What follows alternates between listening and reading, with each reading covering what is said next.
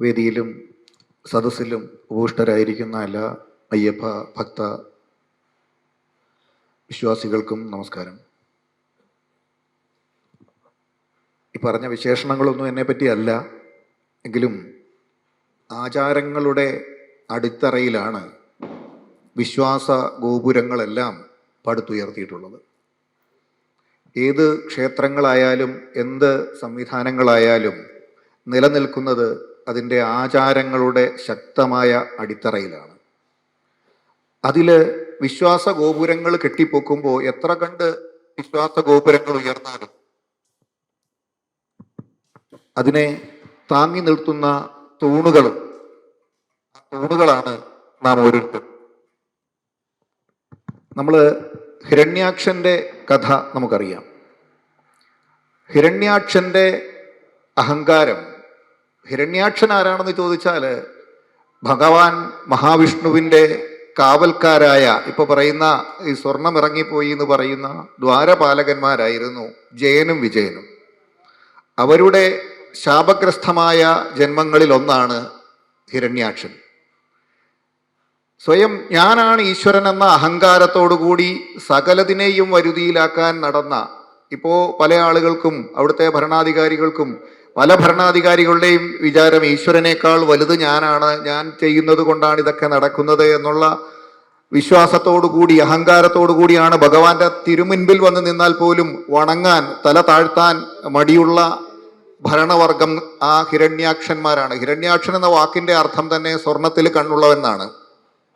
അത്തരത്തിലുള്ള ഹിരണ്യാക്ഷന്മാര് എല്ലാത്തിനെയും എതിർത്ത് സ്വയം ഞാനെന്ന അഹങ്കാരത്തോടുകൂടി വന്ന്, അപ്പോൾ എല്ലാവരും ഈ പ്രതികരണശേഷിയില്ലാത്ത തൂണുകളാണ് ഈ ഗോപുരങ്ങളെല്ലാം. ഈ ഗോപുരങ്ങളിലാണ് ഇവരെല്ലാം വിരാജിക്കുന്നത്. പ്രതികരണശേഷിയില്ലാത്ത തൂണുകളായി പോയി അന്നത്തെ ജനങ്ങളെന്നാണ്. അങ്ങനെ തൂണുകളായ ജനങ്ങളാണ് ഈ ഗോപുരങ്ങളെല്ലാം താങ്ങി നിർത്തുന്നത്. വേറൊരർത്ഥത്തിൽ ഇപ്പോൾ ഇവർ രണ്ടുപേരും പറഞ്ഞ കാര്യങ്ങൾ തന്നെ, ആ തൂണുകളാണ് നാം ഓരോരുത്തരും. നാമാണ് ഈ ഗോപുരങ്ങളെ താങ്ങി നിർത്തുന്നത്. ഈ ഗോപുരത്തിൻ്റെ മുകളിൽ കയറിയിരുന്നാണ് ഇവരെല്ലാം നമ്മളെ ഭരിക്കുന്നത്. അവസാനം ഈ തൂണിലേക്ക് വെട്ടി, ഇതിലുണ്ടോ നിന്റെ നാരായണൻ എന്ന് ചോദിക്കുമ്പോൾ ആ തൂണ് പിളർന്ന് ഈശ്വരൻ വരുന്നു എന്നാണ് നമ്മളെ പുരാണങ്ങൾ പഠിപ്പിച്ചിട്ടുള്ളത്.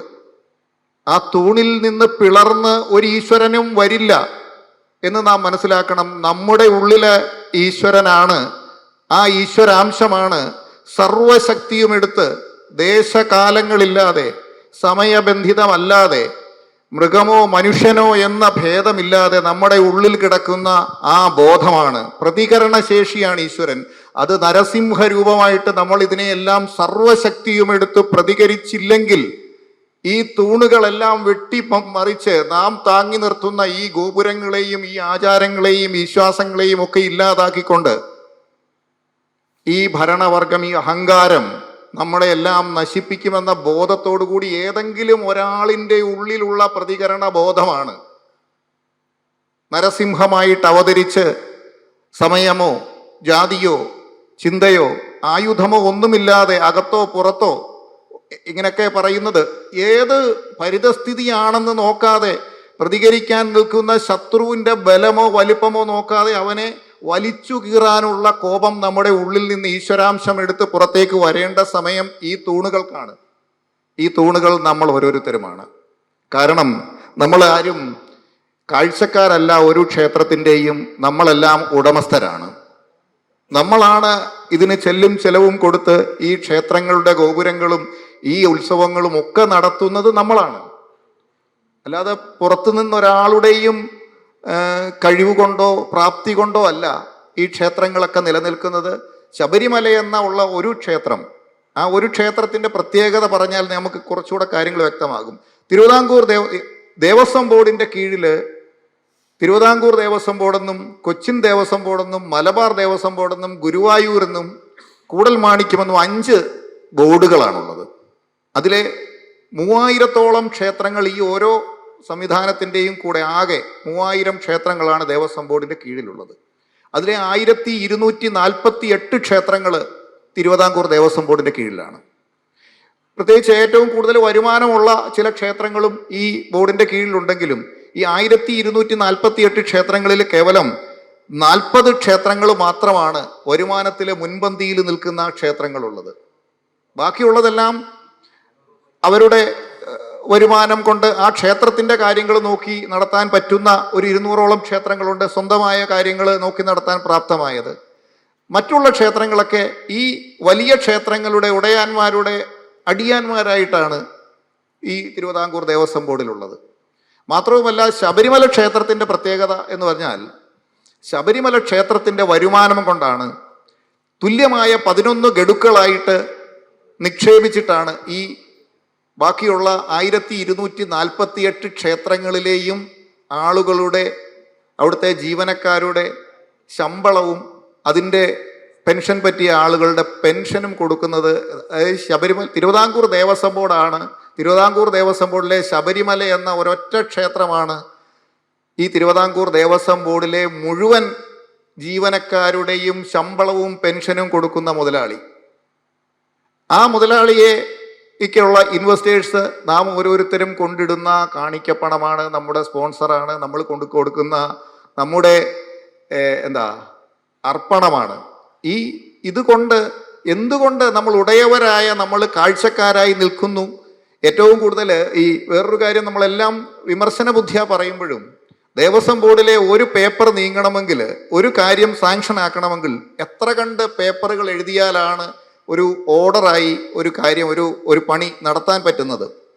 അത്ര കണ്ട് വ്യവസ്ഥകൾ, ഒരു തരത്തിലുള്ള അഴിമതിയും നടക്കരുത് എന്ന് വിചാരിച്ച് കൃത്യമായ വ്യവസ്ഥകൾ നടത്തി വെച്ചിട്ടുള്ള ഒരു സംവിധാനത്തിനുള്ളിൽ ഇപ്പം നമ്മൾ ഈ വാർത്തകളിൽ വായിക്കുന്ന ഇത്ര കണ്ട് അഴിമതി നടക്കുന്നുണ്ടെങ്കിൽ അത് ചോദ്യം ചെയ്യപ്പെടാനുള്ള ആളുകൾ, സാരമില്ല, ഇത് എനിക്കിപ്പോൾ അവിടെ തൊഴാനുള്ള സൗകര്യം കിട്ടുന്നുണ്ടല്ലോ, ഞാൻ വരുമ്പോൾ അഡ്മിനിസ്ട്രേറ്റീവ് ഓഫീസർ എന്നെ വേണ്ട വിധത്തിൽ പരിഗണിക്കുന്നുണ്ട്, അകത്ത് കൊണ്ടുപോയി തൊഴിയിക്കുന്നുണ്ട്, അവിടുന്ന് പ്രസാദം വാങ്ങി എനിക്ക് നേരിട്ട് തരുന്നുണ്ട്, ഞാൻ എന്തിനാ ഇതിന്, എനിക്കിത് അറിയാം, പക്ഷെ ഞാൻ എന്തിനാ ഇതിന് പ്രതികരിക്കാൻ പോകുന്നത് എന്ന ബോധ്യമുള്ളവരാണിത് അറിവുള്ളവർ.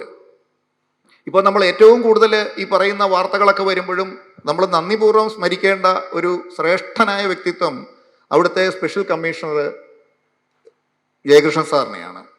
ആർ ജയകൃഷ്ണൻ എന്ന് പറയുന്ന ജില്ലാ ജഡ്ജ് കഴിഞ്ഞ ഒരു വർഷത്തിനുള്ളിലാണ്, ഒരു 1.5 വർഷമായിട്ടേ ഉള്ളൂ അവിടെ നിയമിതനായിട്ട്. ഇതിനു മുമ്പ് മനോജ് എന്ന് പറയുന്ന ഒരാളായിരുന്നു 7-8 വർഷക്കാലം തൂണുപോലെ ഈ അഴിമതികളെ എല്ലാം കണ്ടില്ലെന്ന് നടിച്ച് നോക്കി. അതെല്ലാത്തിനും അദ്ദേഹം വരുമ്പോൾ അദ്ദേഹത്തിന് 2 എസ്കോർട്ടായിട്ട് പോലീസുകാർ വരുന്നു, നടയിൽ വന്ന് നിൽക്കുന്നു. പല കാര്യങ്ങളും നമ്മൾ അവിടെ അദ്ദേഹത്തിനോട് ആവശ്യപ്പെട്ടിട്ടുണ്ട്. ആവശ്യമില്ലാത്ത പല ഉത്തരവുകൾക്കും അദ്ദേഹം എഴുതി വിട്ട് ഹൈക്കോടതിയിൽ നിന്ന് ഓർഡർ വാങ്ങിച്ചിട്ടുണ്ട്. അതിൽ ഏറ്റവും വലിയ ഒരു രസകരമായ ഒരു ഉത്തരവായിരുന്നു, മകരവിളക്ക് ദിവസം വഴിപാടുകാരുടെ ചെലവിൽ അവിടെ ക്ഷേത്രം അലങ്കരിച്ചു കൊണ്ടിരുന്ന, നമ്മൾ മകരവിളക്കിൻ്റെ TV-യിലൊക്കെയുള്ള ദൃശ്യങ്ങൾ കാണാം, വളരെ മനോഹരമായി അലങ്കരിച്ചു കൊണ്ടിരുന്ന ആ ഒരു ക്ഷേത്ര സംവിധാനത്തിൽ ഒരു ആണി ഇളകിപ്പോയി. ആ ക്ഷേത്രത്തിൻ്റെ ചെറിയ ആ ശ്രീകോവിലിൻ്റെ ഭാഗത്ത്, അത് ആണി ഇളകിപ്പോയത് ക്ഷേത്രം അലങ്കരിക്കുന്നവരുടെ കുറ്റം കൊണ്ടല്ല, പക്ഷെ ആണി ഇളകി ചോർച്ച വന്നു എന്ന് കാണിച്ചിട്ട് അത് അലങ്കരിക്കുമ്പോൾ അവിടെ ആണി അടിച്ചത് കൊണ്ടാണ് അങ്ങനെ വന്നതെന്ന് പറഞ്ഞ് ക്ഷേത്രത്തിൻ്റെ അലങ്കാരം പൂർണ്ണമായിട്ടും വേണ്ടാന്ന് വെച്ചു. അത് ഈ അദ്ദേഹത്തിൻ്റെ ഓർഡറാണ്. ക്ഷേത്രത്തിലെ മകരവിളക്ക് എന്നതാണ് അവിടുത്തെ ഏറ്റവും പരമപ്രധാന ഉത്സവം എന്നിരിക്കെ ആ ഉത്സവത്തിന് ഒരു പുഷ്പങ്ങൾ പോലും ആ ശ്രീകോവിലിൽ അലങ്കരിക്കേണ്ട, അവിടുത്തെ മണ്ഡപത്തിലില്ല. 2023 മുതൽ ഇങ്ങോട്ട് ഹൈക്കോടതി ഓർഡർ ഇറക്കി, അപ്പം തന്നെ ഓർഡർ ഇറക്കി. ഇതിന് ശേഷമാണ്, ആ സമയത്താണ് ഏലക്ക വിവാദം ഉണ്ടായത്. ഏലക്ക വിവാദം ഉണ്ടായതിൻ്റെ തർക്കം എന്താണ്? അവിടുത്തെ കരാറുകാർ, ഏലക്ക സപ്ലൈ ചെയ്യുന്ന മുൻ കരാറുകാരനിൽ നിന്ന് പുതിയൊരു കരാറുകാരൻ ഏലക്കായുടെ സപ്ലൈ എടുത്തു. അപ്പോൾ ആദ്യത്തെ കരാറുകാരൻ പരാതിയുമായി പോയി. അദ്ദേഹത്തിൻ്റെ കയ്യിലുള്ള സംവിധാനങ്ങൾ ഉപയോഗിച്ച്, സ്വാധീനം ഉപയോഗിച്ച് ഏലക്ക പരിശോധനയ്ക്ക് അയപ്പിച്ചു. ആ പരിശോധനയിൽ ഏലക്കയിൽ വിഷാംശമുണ്ടെന്ന് കണ്ടെത്തി. ഈ വിഷാംശമുണ്ടെന്ന് കണ്ടെത്തിയ ഏലക്ക ഉപയോഗിച്ച് നിർമ്മിച്ച അരവണ പ്രസാദം മുഴുവനും വളരെ വലിയ വിഷാംശമാണെന്ന് കാണിച്ച് വളരെ വലിയ വാർത്ത പ്രചാരത്തിൽ വന്നു. ഉടനെ തന്നെ കോടിക്കണക്കിന് രൂപയുടെ അരവണ പ്രസാദം അവിടെ വിൽപ്പന ചെയ്യാതെ നശിപ്പിക്കാനായിട്ട് മാറ്റിവെച്ചു. എനിക്ക് അറിയാവുന്ന കാര്യം, അതേ ഏലക്ക കൊണ്ട്, അതായത് അതിന് മുൻ വർഷം കൊണ്ടുവന്ന അതേ തോട്ടത്തിലെ ഏലക്കയാണ് ഈ വർഷവും വാങ്ങിച്ചത്. കരാറുകാർ മാറിയെന്നേ ഉള്ളൂ. മാത്രവുമല്ല, എരുമേലിയിലും നിലയ്ക്കലും പന്തളം വലിയ കോയിക്കലും അടക്കമുള്ള മറ്റു ക്ഷേത്രങ്ങളിൽ ഇതേ ഏലക്ക തന്നെയാണ് കൊണ്ടുവന്നതും ആ ഏലക്ക ഉപയോഗിച്ചാണ് അരവണ പ്രസാദം ഉണ്ടാക്കിയതും. നാം ഓരോരുത്തരും ശബരിമലയ്ക്ക് പോകുന്നവർക്ക് ഞാൻ ഒരു ചെറിയ ഉദാഹരണമായിട്ട് പറയുവാണ്, നമ്മൾക്കുണ്ടാകുന്ന ബുദ്ധിമുട്ടുകളും അതിൻ്റെ ആഴവും പരപ്പും മനസ്സിലാക്കാൻ. നമ്മൾ ശബരിമലയ്ക്ക് പോയാൽ ഒരു ഭക്തൻ 10 ടിൻ അരവണ വാങ്ങി വരുന്നു എന്നിരിക്കട്ടെ. ഇപ്പോൾ ഗോപാൽജി ശബരിമലയ്ക്ക് പോയി 10 ടിൻ അരവണ വാങ്ങിയാൽ 1 ടിന്നാണ് വീട്ടിലേക്ക് എടുക്കുന്നത്. ബാക്കി 1 ടിൻ ബന്ധുക്കൾക്ക്, അപ്പച്ചി അമ്മയുടെ ബന്ധുക്കൾക്ക്, അച്ഛൻ്റെ ബന്ധുക്കൾക്ക്, അങ്ങനെ ഓരോരുത്തർക്കായിട്ട് വീതിച്ചു കൊടുക്കുകയാണ്. നമ്മുടെ വീട്ടിലുള്ള 5 or 6 അംഗങ്ങൾ 1 സ്പൂൺ അരവണയാണ് അതിലെ ഉപയോഗിക്കുന്നത് പ്രസാദമായിട്ട്, അല്ലെ നമ്മുടെ ചുറ്റുവട്ടത്ത് വരുന്ന ആൾക്കാർക്ക് കൊടുക്കുന്നത്. ഈ 1 സ്പൂൺ അരവണ കഴിച്ച അതിനകത്തിലെ വിഷാംശം കൊണ്ട് എന്ത് ബുദ്ധിമുട്ടുണ്ടാകുന്നു എന്ന് ചോദിച്ചാൽ അതിൻ്റെ ആഴം മനസ്സിലാക്കണമെങ്കിൽ എല്ലാ ദിവസവും പന്തളം വലിയ കോയിക്കൽ ക്ഷേത്രത്തിലെ ഈ ശരണം വിളി കഴിഞ്ഞ് ഞങ്ങളെല്ലാം 2 സ്പൂൺ വീതം കഴിക്കുന്നവരാണ് 60 ദിവസവും. അങ്ങനെ ഉണ്ടെങ്കിൽ ഞങ്ങളൊക്കെ ജീവിച്ചിരിക്കാൻ പാടില്ല. അപ്പം ഇത് ശബരിമലയ്ക്ക് ഏതെങ്കിലും ഒരു കരാറുകാരൻ, ഏതെങ്കിലും ഒരു അഴിമതിക്കാരന് കൂട്ടുനിൽക്കാനായിട്ട്, അതിന് അവരുടെ പിമ്പളം പറ്റാനായിട്ട് ഒരു വിധി അല്ലെങ്കിൽ ഒരു സംവിധാനം വരുമ്പോൾ അതിനെ ചേർന്ന് ഉണ്ടാകുന്ന സംഭവങ്ങളിൽ മുഴുവനും ശബരിമലയെ മുഴുവനും വിവാദത്തിലേക്ക് തള്ളിയിട്ടുകൊണ്ട് അവരുടെ ലാഭം പറ്റാനായിട്ട് ചെല്ലുന്ന നടപടികളുടെ പരിണതഫലം കോടിക്കണക്കിന് രൂപയുടെ അരവണ അവിടെ നശിപ്പിച്ചു. നശിപ്പിച്ചതിൻ്റെ ഉത്തരവാദിത്വം, നഷ്ടോത്തരവാദിത്വം ഏറ്റുവാങ്ങാൻ ആരും തയ്യാറല്ല. ആരാണ് ഇതിന് ഉത്തരവാദി? ആ നഷ്ടം ഈടാക്കുന്നത് ആരിൽ നിന്നാണ്? ഇത് നശിപ്പിക്കാൻ വേണ്ടി കോടികൾ ചെലവാക്കി. ഇതിൻ്റെ കമ്മീഷനും പറ്റുന്നുണ്ട് ജീവനക്കാരും അവിടുത്തെ ഉദ്യോഗസ്ഥന്മാരുമല്ല. ഇത് ജൈവവളമാക്കിക്കൊള്ളാം, അല്ലെങ്കിൽ കന്നുകാലി തീറ്റയാക്കിക്കൊള്ളാം എന്നൊക്കെ പറഞ്ഞിട്ട് അവിടെ സൗജന്യമായിട്ട് നിലയ്ക്കൽ പമ്പയിൽ എത്തിച്ചു തന്നാൽ ഞങ്ങൾ കൊണ്ടുപോയിക്കൊള്ളാമെന്ന് പറഞ്ഞവർക്ക് കൊടുക്കാതെ ഇത് നശിപ്പിക്കാൻ വേറെ ഏജൻസികൾക്ക് കൊടുക്കുമ്പോൾ കിട്ടുന്ന ഭീമമായ കമ്മീഷനുകൾക്ക് പറ്റാനായിട്ടുള്ള തരത്തിലുള്ള അഴിമതികൾ നടക്കുന്നതിന് അവസരമുണ്ടാക്കി കൊടുക്കുന്നത് നമ്മൾ ഓരോരുത്തരും. കാരണം വിവാദം എന്താണ് എന്ന് ചിന്തിച്ചിട്ട് നമ്മൾ വിവാദത്തിൻ്റെ പുറകെ പോവുകയാണ്. അതിൻ്റെ ഉള്ളിൽ വേറെ നടപടികൾ ആഴത്തിൽ നടക്കുകയാണ്. നമ്മൾ ഈ വിവാദങ്ങൾ മാത്രമാണ് കാണുന്നത്. ഇപ്പോൾ സ്വർണത്തിൻ്റെ വിവാദം ഇപ്പോൾ വന്നതിന് മുമ്പ് ജയകൃഷ്ണൻ സാർ ചാർജ് എടുക്കുമ്പോൾ ആദ്യം ഉണ്ടായത് ചൂരൽമലയിലെ ഉരുൾപൊട്ടലാണ്. ഉരുൾപൊട്ടൽ നടന്ന അന്ന് തന്നെ അദ്ദേഹത്തിന് ശബരിമലയിലേക്ക് ഒരു സ്പെഷ്യൽ ഓർഡറാണ്. ശബരിമലയിൽ ഇരിക്കുന്ന ഈ ടോയ്ലറ്റുകൾ മുഴുവനും ചൂരൽമലയിലേക്ക് ഉടൻ തന്നെ അടിയന്തരമായിട്ട് അവിടുത്തെ റെസ്ക്യൂ സംവിധാനത്തിന്, അവിടുത്തെ പുനരധിവാസത്തിനായിട്ട് കയറ്റി അയക്കണമെന്ന്. അദ്ദേഹത്തിന് ഈ മെസ്സേജ് അദ്ദേഹത്തിൻ്റെ ഇതിൽ വരുന്നത്, അവിടെ അദ്ദേഹമല്ല കയറ്റി അയക്കേണ്ടത്, അദ്ദേഹത്തിൻ്റെ ഇതിൽ മെസ്സേജ് കിട്ടുന്നത് രാത്രി 10 മണിക്കാണ്. അദ്ദേഹം 3 മണി വരെ ഉള്ള സമയത്തിനുള്ളിൽ ശബരിമലയിൽ എത്രയിടത്ത് ഈ ടോയ്ലറ്റുകളുണ്ട്, ആ ഈ ടോയ്ലറ്റുകളുടെ എങ്ങനെയാണ് അതിൻ്റെ ഉപയോഗയോഗ്യത എന്നുള്ളത് പരിശോധിച്ചിട്ട് രാവിലെ 10 മണിക്കുള്ളിൽ കോടതിക്ക് റിപ്പോർട്ട് കൊടുത്തു. 19 ഈ ടോയ്ലറ്റുകൾ മാത്രമാണ് ഉപയോഗയോഗ്യമായിട്ടുള്ളത്. അതിവിടെ നിന്നും വാഹനത്തിൽ കയറ്റി വയനാട്ടിലെത്തിച്ച് അവിടെ സ്ഥാപിക്കുന്നതിനേക്കാൾ ലാഭകരം പുതിയ ഈ ടോയ്ലറ്റുകളോടൊപ്പമുള്ള അനുബന്ധ സൗകര്യങ്ങൾ കൊണ്ടുപോകാൻ പറ്റത്തില്ല. അത് മണ്ണിനടിയിൽ വെച്ചിരിക്കുന്ന ഈ ജൈവ സംവിധാനമാണ്. ടോയ്ലറ്റിൻ്റെ മേളിലിരിക്കുന്ന സാധനം ഈ 19 എണ്ണം ഇവിടുന്ന് ട്രാൻസ്പോർട്ട് ചെയ്ത് ചൂരൽമലയിൽ എത്തിക്കുന്നതിലും ലാഭകരമായിട്ടുള്ളത് പുതിയത് വാങ്ങുന്നതാണ്. മാത്രമല്ല, ഇതിനുള്ളിലെ ഗൂഢനീക്കം എന്താണെന്ന് ചോദിച്ചാൽ ഇതിൽ പലതും സ്പോൺസർഷിപ്പിൽ തിരിച്ചു വരും. ഇത് ആരാണ് സ്പോൺസർ ചെയ്യുന്നത് എന്നുള്ളത് നമുക്കറിയില്ല. അവിടെ സ്പോൺസർഷിപ്പിലാണോ വന്നതെന്ന് ചോദിക്കാൻ വ്യവസ്ഥയില്ല. ശബരിമലയിലേക്ക് 10 ഈ ടോയ്ലറ്റ് വേണം എന്ന് പറഞ്ഞാൽ 100 കണക്കിന് കമ്പനികൾ തയ്യാറായിരിക്കുകയാണ് ശബരിമലയിലേക്ക് എന്തെങ്കിലും ചെയ്യാൻ. അപ്പോൾ ഈ തിരിച്ചു വരേണ്ടത് ആവശ്യം അല്ലെ, ഇവിടുന്ന് ഇത് എങ്ങനെയെങ്കിലും ഇത് ഒരെണ്ണം കൊണ്ടുപോയെങ്കിലല്ല പുതിയ ഒരെണ്ണം വെക്കാൻ പറ്റൂ. ആദ്യമായിട്ട് അദ്ദേഹം 10 മണിയായപ്പോൾ തന്നെ റിപ്പോർട്ട് എഴുതി 11 മണിക്ക് കോടതി കൂടിയപ്പോൾ ഇത് കൊണ്ടുപോകാൻ പാടില്ല, കൊണ്ടുപോകുന്നത് നഷ്ടമാണ് എന്ന് കാണിച്ച് ആദ്യം അത് സ്റ്റോപ്പ് ചെയ്യിച്ചു. രണ്ടാമത്തെ ഈ സ്വർണത്തിൻ്റെ ഇത് അദ്ദേഹം അയച്ചതിൻ്റെ മുമ്പ് നടന്ന പല ഘട്ടങ്ങളാണ് ഞാൻ പറയുന്നത്. രണ്ടാമത് ഈറോഡിലുള്ള ഒരു ഭക്തൻ, അദ്ദേഹം തിരുവിതാംകൂർ ദേവസ്വം ബോർഡിൽ നിന്ന് ഒരു ഓർഡർ വാങ്ങി ഒരു പഞ്ചലോഹ വിഗ്രഹം അദ്ദേഹത്തിൻ്റെ വകയായിട്ട് നിർമ്മിച്ച് ശബരിമലയിൽ ഒരു ഉത്സവ ബിംബമായിട്ട് സമർപ്പിക്കാനായിട്ട് ഒരു ഓർഡർ വാങ്ങിച്ചു. ആ ഉത്സവ ബിംബം സമർപ്പിക്കാനായിട്ട് ഓർഡർ വാങ്ങിച്ചതിന് പിന്നാലെ അദ്ദേഹം ഒരു ഈറോഡിലുള്ള ഒരു പ്രശസ്തനായ ഡോക്ടറാണ്. അദ്ദേഹം ഇത് പരസ്യം ചെയ്തുകൊണ്ട് തമിഴ്നാട് മുഴുവനും ഈ വിഗ്രഹവുമായിട്ട് ഘോഷയാത്ര നടത്തി പിരിവ് നടത്തുകയാണ്. ലക്ഷക്കണക്കിന് രൂപ ശബരിമലയിലേക്ക് സമർപ്പിക്കാനുള്ള ഉത്സവം. ഇപ്പം ഈ പല വാതിൽപ്പാളി വീട്ടിൽ കൊണ്ട് വെക്കുന്ന അത് എത്ര കണ്ട് പവിത്രമായി നമ്മുടെ പല വിശ്വാസികൾ അല്ലെ അന്ധവിശ്വാസികൾ എന്ന് പറയാം, വീട്ടിൽ പൂജ ചെയ്ത ഐശ്വര്യം കിട്ടുമെന്ന് തെറ്റിദ്ധരിച്ചപ്പോൾ ശബരിമലയിലേക്ക് കൊണ്ടുപോകാനുള്ള പഞ്ചലോഹത്തിലെ ഉത്സവ വിഗ്രഹം അതെൻ്റെ വീട്ടിൽ കൊണ്ടുവച്ച് പൂജ ചെയ്താൽ എന്തുമാത്രമായിരിക്കും അതിന് കൂട്ടാൻ പോകുന്ന ഒരു ഇമ്പാക്റ്റ്. അങ്ങനെ അദ്ദേഹം വിഗ്രഹം കൊണ്ട് പിരിവ് തുടങ്ങിയപ്പോൾ തന്നെ ഇത് കൊട്ടാരവുമായിട്ടൊക്കെ ബന്ധപ്പെട്ട നമ്മളെ അവിടെ ഇറോഡിലുള്ള ആളുകൾ നമ്മളെ അറിയിച്ചതനുസരിച്ച് കൊട്ടാരത്തിൽ അറിയിച്ച ഇത് അദ്ദേഹത്തിൻ്റെ ചെവിയിൽ എത്തിയതിൻ്റെ പിറ്റേന്ന് തന്നെ ഈ സംവിധാനം, അത് ഓർഡർ കൊടുത്തിരിക്കുന്നത് ദേവസ്വം ബോർഡ് സെക്രട്ടറിയാണ്, കൊണ്ടുവരാനും ഇത് കൊണ്ടുവരാനുള്ളത് മാത്രമേ അദ്ദേഹം കൊടുത്തിട്ടുള്ളൂ. പിരിക്കാനോ ഇതുകൊണ്ട് ഘോഷയാത്ര നടത്താനോ കൊടുത്തിട്ടില്ല.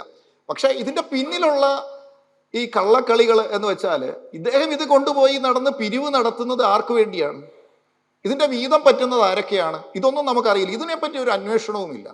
അദ്ദേഹം അന്ന് തന്നെ ഇത് സ്റ്റോപ്പ് ചെയ്യിപ്പിച്ചു. ആ വിഗ്രഹത്തിൻ്റെ പേരിലുള്ള പിരിവ് നടത്തലും അതിൻ്റെ അതുമായി ബന്ധപ്പെട്ട ഗൂഢാലോചന എല്ലാം നിർത്തിവെപ്പിക്കാനായിട്ട് കോടതിയെ കൊണ്ട് ഉത്തരവിടിപ്പിച്ചു. ഇതിനുശേഷം അവിടെ ശബരിമലയിലെ ഇതുമായി ബന്ധപ്പെട്ട മറ്റൊരു ഇത് അവിടെ നമുക്കറിയാം, നടപ്പന്തലിൽ ഒരു വലിയ ഗണപതി വിഗ്രഹം ഇരിപ്പുണ്ട്, പഞ്ചലോഹ ഒരു ഓടിൽ തീർത്ത ഗണപതി വിഗ്രഹം. ഇതിനെ അവിടെ ക്ഷേത്രത്തിൻ്റെ കയറി വരുന്ന വന്ന് താഴേക്ക് ഇറങ്ങുന്ന ഭാഗത്ത് കാനന ഗണപതി എന്ന പേരിൽ പ്രതിഷ്ഠിക്കാനായിട്ടൊരു തീരുമാനം അങ്ങെടുത്തു ബോർഡ്. കാരണം അവിടെ ഇപ്പോൾ ഈ ഗണപതി വിഗ്രഹം വെറുതെ ഇരിക്കുകയാണ്, നമ്മുടെ മണ്ഡപത്തിൽ ആ സ്റ്റേജിൽ ഇരിക്കുകയാണ്. അവിടെ കലാപരിപാടികളൊക്കെ നടത്തുന്നതിൻ്റെ പിന്നിലായിട്ട് ശബരിമലയ്ക്ക് പോയിട്ടുള്ളവർക്കോ അല്ലെങ്കിൽ കലാപരിപാടികൾ നടക്കുമ്പോൾ പിന്നിൽ നടക്കുന്ന വലിയ ഒരു വിഗ്രഹം അത് കാനന ഗണപതിയായിട്ട് പ്രതിഷ്ഠിക്കാനായിട്ട് അതിൻ്റെ നടപടികൾക്കായിട്ട് മുന്നോട്ട് കൊണ്ടുപോയപ്പോൾ അദ്ദേഹം അത് തിരിച്ചറിഞ്ഞ് ഉടൻ തന്നെ അത് സ്റ്റോപ്പ് ചെയ്യിച്ചു. ഇതിനും തൊട്ടു മുമ്പായിട്ട് ഭസ്മക്കുളത്തിൻ്റെ ഇപ്പോഴത്തെ അവസ്ഥ നമുക്കറിയാം. ഭസ്മക്കുളം അവിടെ വെച്ചിരിക്കുന്ന ഒരു ടാങ്ക് മാതിരിയാണ്, അടിവശവും കോൺക്രീറ്റ് ചെയ്ത് കല്ലൊക്കെ വെച്ചിട്ട്. പക്ഷേ ഈ ഭസ്മക്കുളത്തിൻ്റെ ചുറ്റുമായി പൊങ്ങി നിൽക്കുന്ന സ്ഥലത്ത് ഉള്ള പഴയ കെട്ടിടങ്ങളിൽ നിന്നുള്ള ടോയ്ലറ്റ് വേസ്റ്റ് അല്ലെങ്കിൽ അതിനകത്തിലുള്ള ഉറവല് ഇതിലേക്ക് വരുന്നുണ്ട് എന്ന് പറഞ്ഞിട്ട് ഭസ്മക്കുളം മൂടാൻ അങ്ങ് തീരുമാനിച്ചു. ടോയ്ലറ്റ് വേസ്റ്റ് വരുന്നുണ്ടെങ്കിൽ ടോയ്ലറ്റ് വേസ്റ്റ് വരാതിരിക്കാനുള്ള നടപടിയാണ് ചെയ്തേണ്ടതെന്ന് നമുക്കറിയാം. അപ്പോൾ അതല്ല, ഭസ്മക്കുളം മൂടിയിട്ട് പുതിയൊരു ഭസ്മക്കുളം കുഴിക്കാനായിട്ട് ഇപ്പോൾ കൊപ്രാപ്പുരയ്ക്ക് സമീപമായിട്ടുള്ള ആ ഭാഗത്ത് മകരജ്യോതി ഗസ്റ്റ് ഹൗസിന് മുന്നിലായിട്ടുള്ള ഭാഗത്ത് ഒരു പുതിയ കുളം കുഴിക്കാനായിട്ട് കുറ്റിയടിക്കാനായിട്ട് ഉള്ള നടപടികൾ തന്ത്രി, മേൽശാന്തി, ദേവസ്വം ബോർഡ് ഉദ്യോഗസ്ഥർ, ദേവസ്വം ബോർഡ് പ്രസിഡന്റ് അടക്കമുള്ള ആളുകളെല്ലാം തീരുമാനിച്ച് വന്ന് കുറ്റിയടിക്കുന്നതിൻ്റെ അന്നാണ് അദ്ദേഹത്തിൻ്റെ ഈ വിവരം അതിനെപ്പറ്റിയുള്ള ഗ്രാഹ്യം കിട്ടുന്നത്. അന്ന് തന്നെ അതിന് സ്റ്റോപ്പ് മെമ്മോ കൊടുപ്പിക്കുകയും ചെയ്തു. ഇത്തരത്തിൽ ഒരു 4-6 ഈ ശബരിമലയിൽ നടന്ന ഈ നടപടികൾ അദ്ദേഹത്തിൻ്റെ ശ്രദ്ധയിൽപ്പെട്ടതുകൊണ്ടും അതിനകത്തിലെ ഗൂഢ ഉദ്ദേശം തിരിച്ചറിഞ്ഞതുകൊണ്ടും നിലവിൽ അവിടെ സ്പെഷ്യൽ കമ്മീഷണറായിരിക്കുന്ന ഞങ്ങൾ അഭിമാനത്തോടെ പറയുന്നു, പന്തളം സ്വദേശിയായ ഈശ്വരവിശ്വാസിയായ സനാതനധർമ്മത്തിൻ്റെ ആചാരങ്ങൾ പാലിക്കേണ്ടത് എങ്ങനെയാണെന്നും പരിപാലിക്കുന്നത് ഏത് രീതിയിലാണെന്നും കൃത്യമായ ബോധ്യമുള്ള ജയകൃഷ്ണൻ സാറ് ഇതിനൊക്കെ കൃത്യമായ നടപടിയെടുക്കുവാനായിട്ട് ഈശ്വരൻ്റെ ഒരു പ്രതിനിധി എന്നുള്ള നിലയിൽ, അവിടെ ഒരു കാവൽക്കാരൻ എന്നുള്ള നിലയിൽ അവിടെ വന്നത് എന്തോ ഒരു പുണ്യമായിട്ടാണ് ഞങ്ങളൊക്കെ കരുതുന്നത്. കാരണം ഏതൊക്കെ നടപടി ഇത്തരത്തിൽ ഉണ്ടായിട്ടുണ്ടോ അത് അദ്ദേഹത്തിൻ്റെ ഒരു പ്രത്യേകത കൂടി, അദ്ദേഹത്തിൻ്റെ മൊബൈലിൽ 36ഓളം ക്യാമറകളുടെ ആക്സസ് ആണ് അദ്ദേഹം ചെയ്തു വെച്ചിരിക്കുന്നത്. അവിടെ ഏതൊക്കെ നടപടികൾ നടന്നാലും ശ്രീകോവിലിൻ്റെ മുന്നിലുള്ളതടക്കം പമ്പയിൽ വരെയുള്ള CCTV ക്യാമറകളുടെ കണക്ഷൻ അദ്ദേഹത്തിൻ്റെ മൊബൈലിലുണ്ട്. ഇത് കൊണ്ടാണ് ദ്വാരപാലകര് ചന്ദ്രഗ്രഹണത്തിൻ്റെ രാത്രിയിൽ ആരും അറിയാതെ ഇറങ്ങിപ്പോയി സ്മാർട്ട് ക്രിയേഷൻസിൻ്റെ ഓഫീസിൽ ഇരുന്ന് മുഖം മിനുക്കാമെന്ന് തീരുമാനിച്ചപ്പോൾ അത് അറിയാനിടവന്നത്. അതിനെതിരെ അദ്ദേഹം കോടതിയിൽ ഇത് ചെയ്യാൻ തയ്യാറായത്. അതുകൊണ്ട് അതിനുശേഷമാണ് ഇത് കോടതിക്ക് കൊടുത്തതിന് ശേഷമാണ് നമ്മളിത് അറിയുന്നതും നമ്മൾ മാധ്യമങ്ങൾ ഒക്കെ അറിയിക്കുന്നതും. വിശ്വഹിന്ദുപക്ഷത്തിൻ്റെ വിജിത് തമ്പി സാർ, അതുപോലെ തന്നെ VR രാജശേഖരൻ ചേട്ടനൊക്കെ ഉൾപ്പെടെയുള്ള ആളുകൾ ശക്തമായിട്ട് അതിൻ്റെ പിന്നിൽ നമ്മളോടൊപ്പം ഇത് നിങ്ങൾ അത്യാവശ്യം ഇത് വാർത്തയാക്കണം, പരമാവധി ഇത് അതിൻ്റെ സംവിധാനം ഉണ്ടാക്കണമെന്ന് വിളിച്ചു പറഞ്ഞിട്ടാണ് നമ്മൾ ഓരോരുത്തരെയും വിളിച്ച് കാര്യങ്ങൾ അവതരിപ്പിക്കുന്നത്.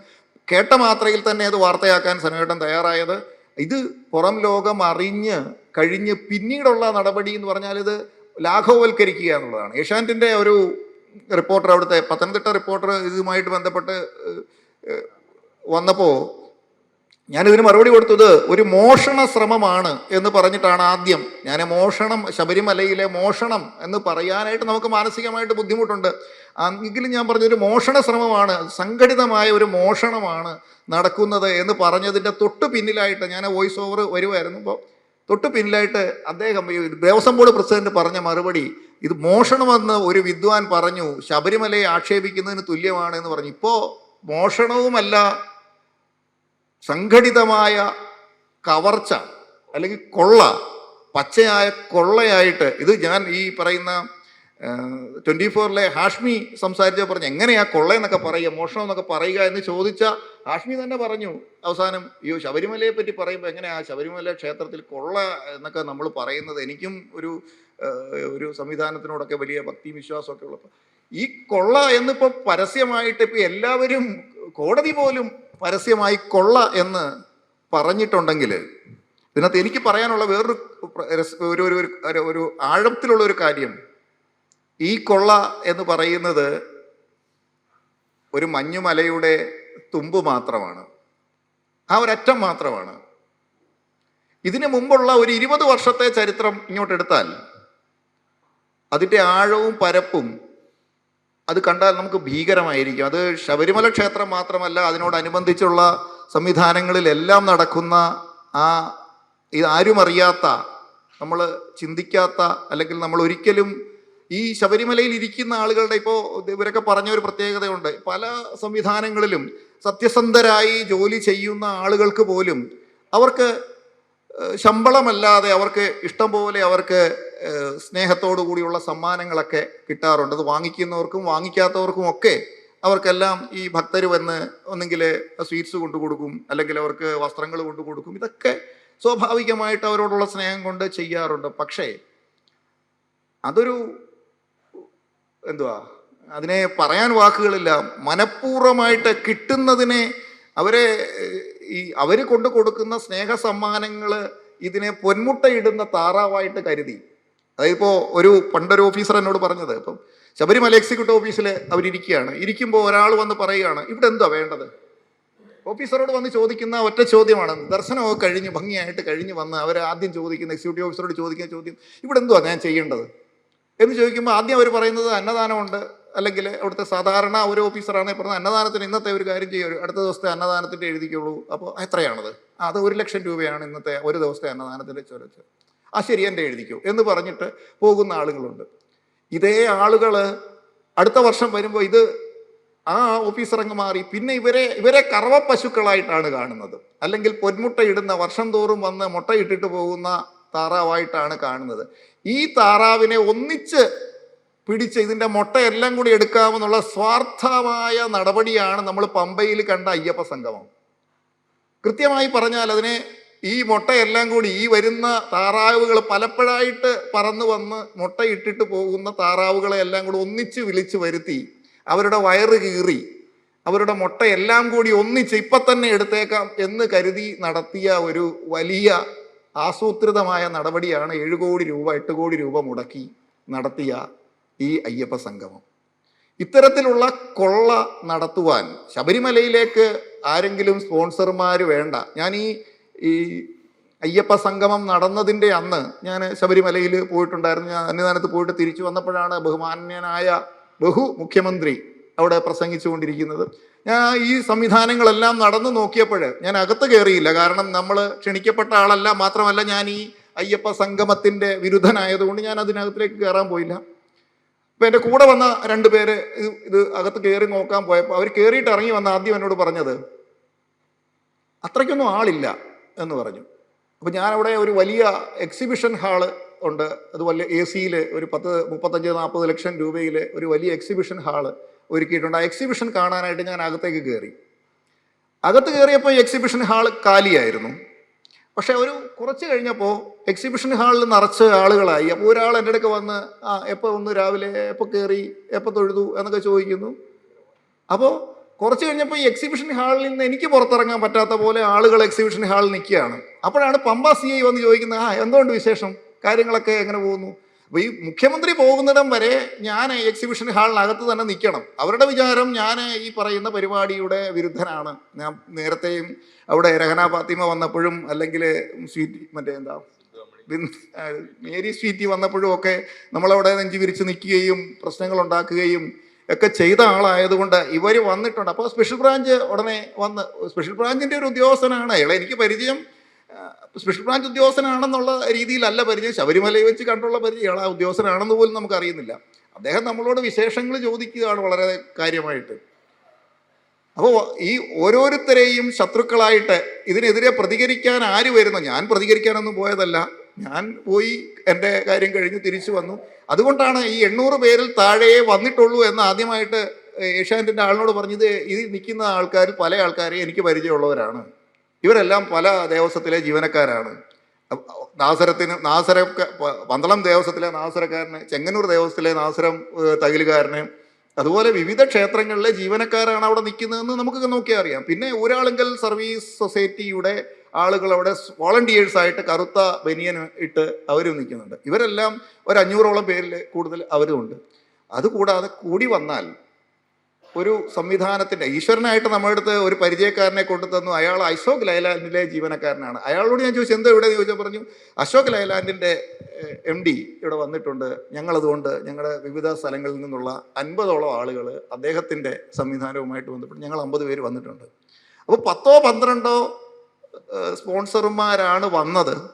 ആ വന്ന ആളുകളുമായി ബന്ധപ്പെട്ട ചർച്ചകൾ നടന്നത് ഒരു ക്ലോസ് ഡോർ ചർച്ചയായിരുന്നു. അതിനകത്ത് ഉരുത്തിരിഞ്ഞത് എന്താണെന്ന് ഈ സ്വർണ്ണപ്പാളി പോലെയുള്ള നടപടികൾക്ക് വരുന്ന ഇടനിലക്കാര്, ആ ഇടനിലക്കാരിലെ ഒരാളുടെ വീട്ടിലാണിപ്പോൾ വാജിവാഹനം ഇരിക്കുന്നതെന്ന് നമുക്കറിയാം. തന്ത്രിയുടെ വീട്ടിലിരുന്ന വാജിവാഹനം എങ്ങനെയാണ് ഹൈദരാബാദിലുള്ള ഒരു വലിയ സ്പോൺസറുടെ പൂജാമുറിയിൽ മാലയിട്ട് വെക്കുന്നത്? ഇപ്പം തന്ത്രിക്ക് ശരിയാണ്, ചിലപ്പോൾ പഴയ വാജിവാഹനം എടുത്തു, അപ്പോൾ പുതിയ വാജിവാഹനം സ്ഥാപിച്ചു, ആ പഴയ വാജിവാഹനം വരുന്നു, അത് അവിടുത്തെ ആചാര്യൻ എന്നുള്ള നിലയ്ക്ക് ഇത് അദ്ദേഹത്തിന് ഒരു സ്നേഹ സമ്മാനം എന്നുള്ള നിലയിൽ ചിലപ്പോൾ കിട്ടിയിരിക്കാം, അല്ലെ അദ്ദേഹം ചോദിച്ചു വാങ്ങിയിരിക്കാം. അത് തിരികെ കൊടുക്കണമെന്ന് പറയുന്നത് ന്യായമുണ്ട്. പക്ഷേ അത് അദ്ദേഹത്തിൻ്റെ വീട്ടിലല്ല ഇരിക്കുന്നത്, അത് ഹൈദരാബാദിലെ ഒരു വ്യവസായ പ്രമുഖൻ്റെ പൂജാമുറിയിലാണ് ഇരിക്കുന്നതെന്ന് അറിയുമ്പോൾ നമുക്ക് ഈ ബഹുമാനങ്ങളൊക്കെ എങ്ങനെ ആകും? അത് തന്ത്രിയെ പറ്റി പറയരുത് എന്ന് പറയുമ്പോൾ ആദ്യം തന്ത്രിയെ പറ്റി അത് പറയാൻ പറ്റുന്നില്ല എന്നുള്ളതുകൊണ്ട് നമ്മൾ പറയുന്നില്ല. കാരണം നടയടയ്ക്കരുത് എന്ന് പറയുമ്പോൾ നടയടയ്ക്കണം എന്ന് പറയാൻ ചെന്നപ്പോൾ അദ്ദേഹത്തിൻ്റെ ഉണ്ടായ പ്രതികരണം നമ്മൾ കണ്ടതാണ്. കാരണം അതിന് തൊട്ട് മുമ്പ് അദ്ദേഹത്തെ ഒരു ഫോൺ വിളിച്ചു. കാരണം പന്തളത്ത് നിന്നും അല്ലെങ്കിൽ ചങ്ങനാശ്ശേരിയിൽ നിന്നും അതേപോലെ വിവിധ രാഷ്ട്രീയ സാംസ്കാരിക അല്ലെ സംഘടനകളുടെ ഒക്കെ ആളുകൾ തന്ത്രിയെ വിളിക്കുകയാണ്. ഈ രഹന ഫാത്തിമ വരുന്നതിന് തടയാൻ ഒരു തീരുമാനം എടുക്കേണ്ട നിർണായക ഘട്ടത്തിൽ അദ്ദേഹം ഫോൺ എടുക്കുന്നില്ല. അപ്പോൾ അദ്ദേഹത്തിന് കൊട്ടാരത്തിൽ നിന്ന് വിളിച്ചു പറഞ്ഞു ഞാനപ്പോൾ സന്നിധാനത്തുണ്ട്. അപ്പോൾ അവിടെ നിന്ന് ഓടി ഞാൻ ഈ അദ്ദേഹത്തിൻ്റെ മുറിയിലെത്തുമ്പോൾ അദ്ദേഹം പുറത്തോട്ട് ഇറങ്ങി വരാൻ തയ്യാറാകുന്നില്ല. അപ്പോൾ അദ്ദേഹത്തിൻ്റെ കൂടെയുള്ള ഇപ്പോൾ നമ്മളെല്ലാം അറിയാവുന്ന ഇപ്പോൾ ഇറക്കി വിട്ട സുനിൽ സ്വാമി അദ്ദേഹം ഇറങ്ങി വന്ന് പറയുവാണ് അദ്ദേഹം ഇവിടെ ഇല്ല, അകത്താണെന്ന് പറഞ്ഞു. നമുക്ക് ആ അദ്ദേഹത്തിന് മുറിക്ക് ഉള്ളിലേക്ക് കയറി ചെല്ലാനുള്ള ഒരു മാനസികാവസ്ഥ ഇല്ലാത്തതുകൊണ്ട് നമ്മൾ പുറത്ത് ആ അനുഗ്രഹം കൊടുക്കുന്ന അല്ലെങ്കിൽ പ്രസാദം കൊടുക്കുന്ന സ്ഥലത്ത് വന്ന് നിന്ന് ചോദിച്ചപ്പോൾ അദ്ദേഹം പുറത്തിറങ്ങി വരാൻ തയ്യാറാകുന്നില്ല.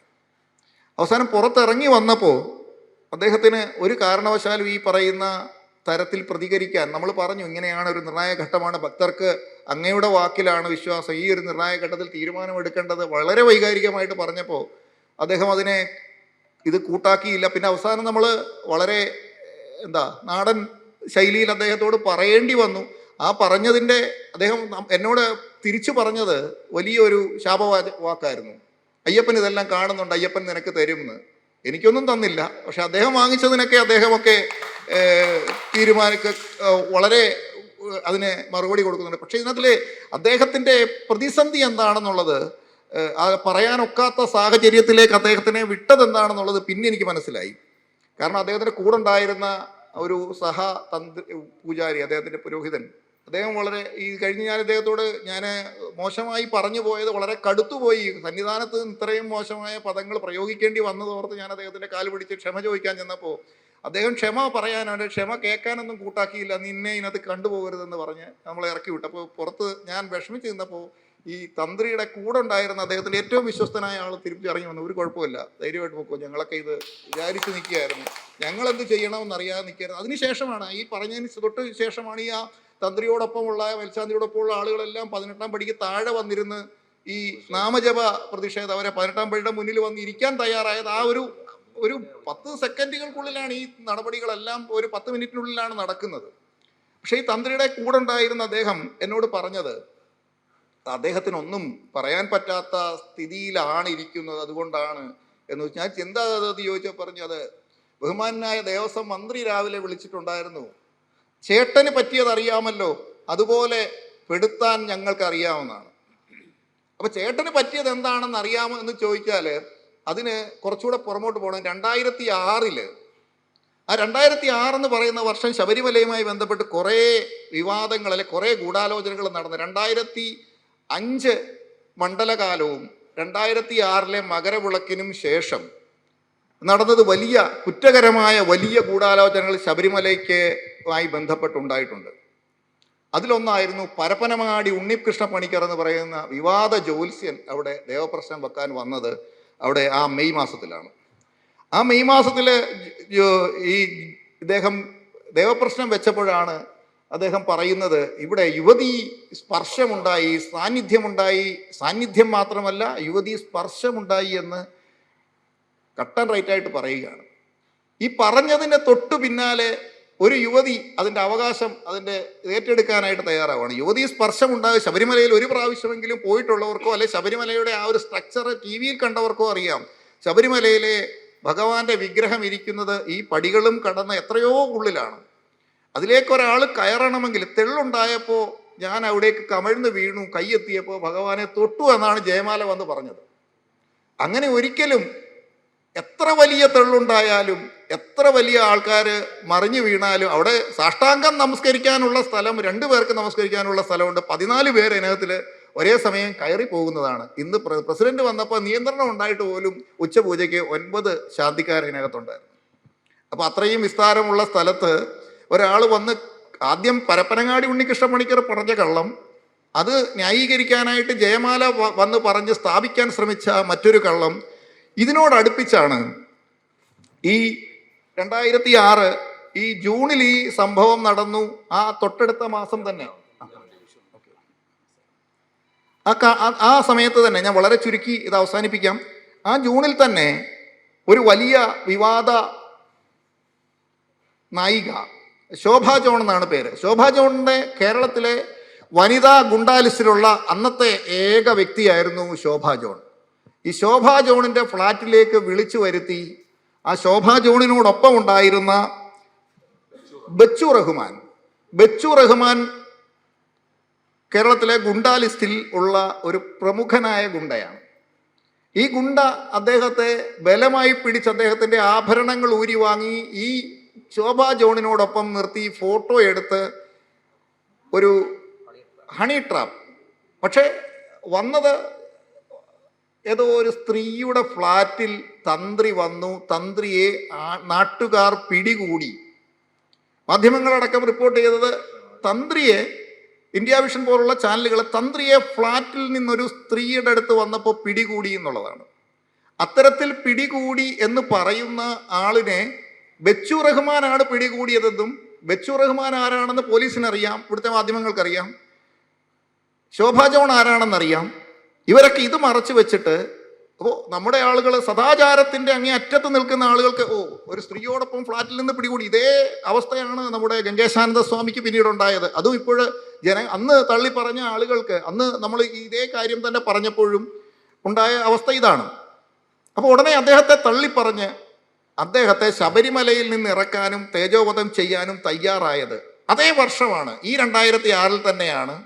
2006 ആഗസ്റ്റ് സെപ്റ്റംബർ മാസത്തിലാണ് യുവതീ പ്രവേശനത്തിന് വേണ്ടിയിട്ട് യങ് ലോയേഴ്സ് അസോസിയേഷൻ പ്രണീത കുമാരിയുടെ നേതൃത്വത്തിലുള്ള ആളുകൾ, അതും ഒരു മുസ്ലിം ലോയറെ കൊണ്ട് സുപ്രീം കോടതിയിൽ ഈ വുമൺസ് ഡിസ്ക്രിമിനേഷൻ ഉണ്ട് എന്ന് പറഞ്ഞ് കേസ് കൊടുപ്പിക്കുന്നത്. ഈ ഗൂഢാലോചനയുടെ പിന്നിൽ ഇത് മൂന്നും കണക്റ്റഡ് ആണ്. മൂന്നും കാര്യങ്ങളും നടന്നിരിക്കുന്നത് 2006 തൊട്ടടുത്തുള്ള മാസങ്ങളിലാണ്. ഇതും കഴിഞ്ഞ് ഇത് കോടതിയിലൊക്കെ വരാൻ പോകുന്നതൊക്കെ പിന്നെ വർഷങ്ങൾക്ക് ശേഷമാണ്. ജനങ്ങൾ വിവിധ രാഷ്ട്രീയ കക്ഷികൾ പോലും അതിനകത്ത് ശ്രദ്ധിക്കുന്നതും കക്ഷി ചേരുന്നതുമൊക്കെ. അങ്ങനെ ഈ പറഞ്ഞു വന്ന് അവസാനിപ്പിക്കാൻ പോകുന്നത്, ശബരിമലയെ ചുറ്റിപ്പറ്റി ഗൂഢാലോചനകൾ ഇപ്പോൾ ഇന്നും ഇന്നലെയും ഒന്നും തുടങ്ങിയതല്ല. ഇപ്പോൾ നമ്മൾ ലഭ്യമായ ഒരു കണക്ക് സ്ഥിതി അനുസരിച്ച് 1950 ശബരിമലയ്ക്കെതിരെ ആദ്യമായ ഗൂഢാലോചന ഉണ്ടായത്. കരിമ്പിനാലിൽ കിള്ളിവയൽ കുടുംബക്കാര് കാട്ടിൽ കയറി വേട്ടയ്ക്ക് പോയി ഇരട്ടക്കുഴൽ തോക്കുകൊണ്ട് പന്നിയെ വെടിവെച്ച് അവിടെ തന്നെ ഇട്ട് പാചകം ചെയ്ത് വാറ്റുചാരായത്തോടൊപ്പം കഴിച്ചുകൊണ്ടിരുന്ന നല്ല കപ്പട മീശയും പിണ്ടിക്കുരിശും ഒക്കെ ഇടുന്ന വലിയ തറവാട്ടുകാരായ ആളുകളുടെ നേതൃത്വത്തിൽ ഉണ്ടായ ഗൂഢാലോചനയുടെ ഭാഗമായിട്ടാണ് ശബരിമല ക്ഷേത്രത്തിലെ വാതിലെ കോടാലി കൊണ്ട് വെട്ടിപ്പൊളിച്ച് വിഗ്രഹം തച്ചുടച്ച് ആ ക്ഷേത്രം തീ വെച്ചത്. അതൊരു മെയ് മാസത്തിലായിരുന്നു 1950. അതിൻ്റെ അന്വേഷണങ്ങൾ 51 ക്ഷേത്രം ജൂണിലേക്ക് പുനർനിർമ്മിച്ചു, പ്രതിഷ്ഠ നടത്തി. അപ്പോൾ അന്ന് നടന്ന ഗൂഢാലോചന എന്താണെന്നോ അതിൻ്റെ പിന്നിൽ ആരൊക്കെയാണെന്നോ അതിന് നടപടികൾ എന്താണെന്നോ അന്വേഷിക്കാൻ ഇതുവരെ തയ്യാറായിട്ടില്ല. പിന്നീട് കുറേ കാലം ഈ ഗൂഢാലോചനകൾക്കും അപ്പുറം ശബരിമല ക്ഷേത്രം ഇങ്ങനെ ശാന്തമായിട്ട് അതിൻ്റെ പ്രശസ്തി മുന്നോട്ട് പോയപ്പോഴാണ് ഒരു സിനിമ വരുന്നു, സ്വാമി അയ്യപ്പൻ സിനിമ വന്നു. ചരിത്രത്തിലാദ്യമായിട്ട് ശബരിമലയിലെ പമ്പയിൽ ഒരു തിയേറ്റർ കെട്ടി 2 വർഷം സീസൺ കാലത്ത് ഈ സിനിമ കണ്ടിന്യൂസ് ഭക്തർക്ക് പ്രദർശനം ഉണ്ടായിരുന്നു. പമ്പയിലെ താൽക്കാലിക തിയേറ്റർ കെട്ടി പ്രദർശനം ഉണ്ടായിരുന്നു. സ്വാമി അയ്യപ്പൻ സിനിമ ഇപ്പം കണ്ടാലും നമുക്കറിയാം അതിൻ്റെ കെട്ടും മട്ടും ഭംഗിയും അതിലെ ഓരോ പാട്ടുകളും അതിലെ നടക്കുന്ന സംഭവങ്ങളും ഒക്കെ വളരെ മനോഹരമായിട്ടാണ് ചിത്രീകരിച്ചിരിക്കുന്നത്, അത് നടത്തിയിരിക്കുന്നതൊക്കെ. പക്ഷെ അതിനകത്തിലാണ് ആദ്യമായിട്ട് മാളികപ്പുറത്തമ്മയെ വിവാഹം കഴിക്കുന്ന തരത്തിലുള്ള ഒരു കഥയുടെ ട്വിസ്റ്റ് ഉണ്ടാക്കിയിരിക്കുന്നത്. ആ ട്വിസ്റ്റ് കൊണ്ടുവന്നിരിക്കുന്നത് ആ സിനിമയിലാണ്. മാത്രമല്ല ആ സിനിമയുടെ ലാഭം എന്നുള്ള നിലയിലാണ് സ്വാമി അയ്യപ്പൻ റോഡ് ഉണ്ടാക്കിയത്. ശബരിമലയിലേക്ക് അനായാസം കടന്നു ചെല്ലാൻ പറ്റുന്ന തരത്തിലേക്ക്, വാഹനം കയറി പോകാൻ പറ്റുന്ന തരത്തിലേക്ക് ശബരിമലയിലേക്ക് റോഡുണ്ടായി. നമ്മളിത് പ്രത്യക്ഷത്തിൽ നോക്കുമ്പോൾ കൊള്ളാം, ശബരിമലയിൽ തിരക്ക് വർദ്ധിക്കും, ആളുകൾക്ക് പോകാൻ പറ്റും, ആളുകൾക്ക് കാര്യങ്ങൾ പെട്ടെന്ന് നിർവഹിക്കാൻ പറ്റും, വളരെ നല്ലതാണ്, നിർമ്മാണ പ്രവർത്തനങ്ങൾ നടത്താൻ പറ്റുമെന്നൊക്കെ നമുക്ക് പ്രത്യക്ഷത്തിൽ തോന്നുമെങ്കിലും ശബരിമലയെ നശിപ്പിക്കുന്ന രണ്ടാമത്തെ നടപടിയായിരുന്നു അത്. പിന്നീട് അടുത്ത വർഷമാണ് 80കളിലാണ് നിലയ്ക്കല് ആങ്ങമൊഴി പള്ളി വികാരിക്ക്, അവിടുത്തെ റാന്നി പള്ളി വികാരി മാത്യു അതിയാംകുളം എന്ന് പറയുന്ന റവറൻ ഫാദർ മാത്യു അതിയാംകുളം, അദ്ദേഹം നിലയ്ക്കല് പെട്ടെന്നൊരു സുപ്രഭാതത്തില് ഒരു കുരിശ് കണ്ടെടുത്തു. അപ്പോൾ മാത്യു അതിയാംകുളം അങ്ങ് പ്രസ്താവിച്ചു, ഈ കുരിശ് സെന്റ് തോമസിന്റെ കുരിശാണ്, സെന്റ് തോമസ് സ്ഥാപിച്ചതാണ്, ഞങ്ങൾക്ക് പള്ളി വയ്ക്കാനായിട്ട് നിലയ്ക്കല് അനുവാദം തരണമെന്ന് പറഞ്ഞു. ഈ കുരിശ് വിവാദമുണ്ടായപ്പോഴാണ് ഉടൻ തന്നെ അന്നത്തെ മുഖ്യമന്ത്രി അടുത്ത മാസം തന്നെ 1 ഹെക്ടർ ഭൂമി നിലയ്ക്കൽ പള്ളിയിറക്കാവ് ദേവീക്ഷേത്രത്തിന്റെ തൊട്ടരികിലായിട്ട് 1 ഹെക്ടർ ഭൂമി പള്ളി വെക്കാനായിട്ട് അനുവദിച്ചു. നമുക്കറിയാം ഹിന്ദു സംഘടനകളുടെ ശക്തമായ പ്രതികരണം ചെറുത്തു തോൽപ്പിച്ചപ്പോൾ സ്വാമി സത്യാനന്ദ സരസ്വതിയുടെ നേതൃത്വത്തിലുള്ള വലിയ സമര പരിപാടികൾ കൊണ്ട് അത് അവിടെ നിന്നും മാറ്റുവാന്, ഇതിന്റെ കള്ളി വെളിച്ചത്ത് കൊണ്ടുവരാനും നമുക്ക് സാധിച്ചു. പക്ഷേ ഈ ആസൂത്രിത നീക്കത്തിന്റെ പിന്നിലെ ഗൂഢാലോചന പുറത്തു കൊണ്ടുവരാനായിട്ട് നമ്മൾ കുരിശു മാറ്റിയതോടുകൂടി നമ്മൾ സമരം അവസാനിപ്പിച്ചു, നമ്മൾ വിജയിച്ചതായിട്ട് പ്രഖ്യാപിച്ചു. പക്ഷേ അതിന്റെ പിന്നിലുള്ള ആസൂത്രിത ഗൂഢാലോചന പുറത്തു കൊണ്ടുവരാൻ സാധിച്ചിട്ടില്ലെന്ന് മാത്രമല്ല, ആങ്ങമൊഴിയിലുള്ള നമ്മൾ സത്യാനന്ദ സരസ്വതി നിർദ്ദേശപ്രകാരം 18 മലകൾക്കും പുറത്ത് സ്വാമിജി നിർദ്ദേശിച്ച സ്ഥലത്താണ് ആ പള്ളി വെച്ചിരിക്കുന്നത്. പക്ഷേ ആ പള്ളിയുടെ പേര് നിലയ്ക്കൽ ഭദ്രാസനം എന്നാണ്. ആസൂത്രിതമായിട്ട് അവർ പേര് മാറ്റാൻ തയ്യാറായില്ല. നിലയ്ക്കലിൽ നിന്ന് 17 കിലോമീറ്റർ അപ്പുറത്തുള്ള ആങ്ങമൊഴിയിലെ എക്യുമെനിക്കൽ ചർച്ചിന്റെ പേര് ഇപ്പോഴും നിലയ്ക്കൽ ഭദ്രാസന പള്ളി എന്നാണ്. ഇപ്പോഴും അവരുടെ സഭ പറയാൻ തയ്യാറാകാത്ത ഒരു കാര്യമുണ്ട്. ഇത് സെന്റ് തോമസിൻ്റെതല്ല കുരിശ്, ഞങ്ങൾ ആസൂത്രിതമായി കൊണ്ടുവന്ന കാലപ്പഴക്കമില്ലാത്ത ഞങ്ങൾ നിർമ്മിച്ച കുരിശാണിത് എന്ന് പറയാനായിട്ട് തയ്യാറായിട്ടില്ല. അതിൻ്റെ പിന്നിലെ ഗൂഢാലോചന പുറത്തു കൊണ്ടുവരാനും തയ്യാറായിട്ടില്ല. പിന്നീട് നടന്ന വിവാദങ്ങൾ നമുക്ക് എല്ലാവർക്കും അറിയാവുന്ന സമീപകാലത്തുള്ള വിവാദങ്ങളാണ്.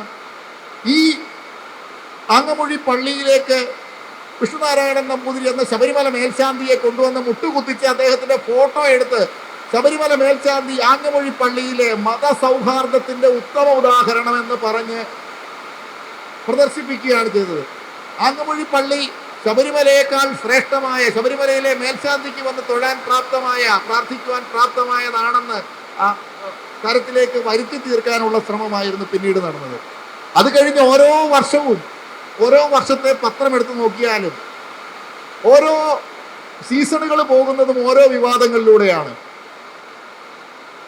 നമുക്കറിയാം, നിവേദ്യ സാധനമായ ഏറ്റവും പവിത്രമായി കാണുന്ന അരവണയിലെ എലിവാലു കണ്ടെത്തി എന്നുള്ള പ്രചാരണമാണ് പഞ്ചമി പായ്ക്കുമായിട്ട് ബന്ധപ്പെട്ട് അവിടുത്തെ ഇതിൻ്റെ ടിന്നിലാക്കുന്ന കരാറുകാരായ പഞ്ചമി പായ്ക്കുമായി ബന്ധപ്പെട്ട് ഉണ്ടായ ഒരു വിവാദമായിരുന്നു അത്. പഞ്ചമി പായ്ക്കിനെ അവിടുന്ന് ഒഴിവാക്കുകയും ചെയ്തു.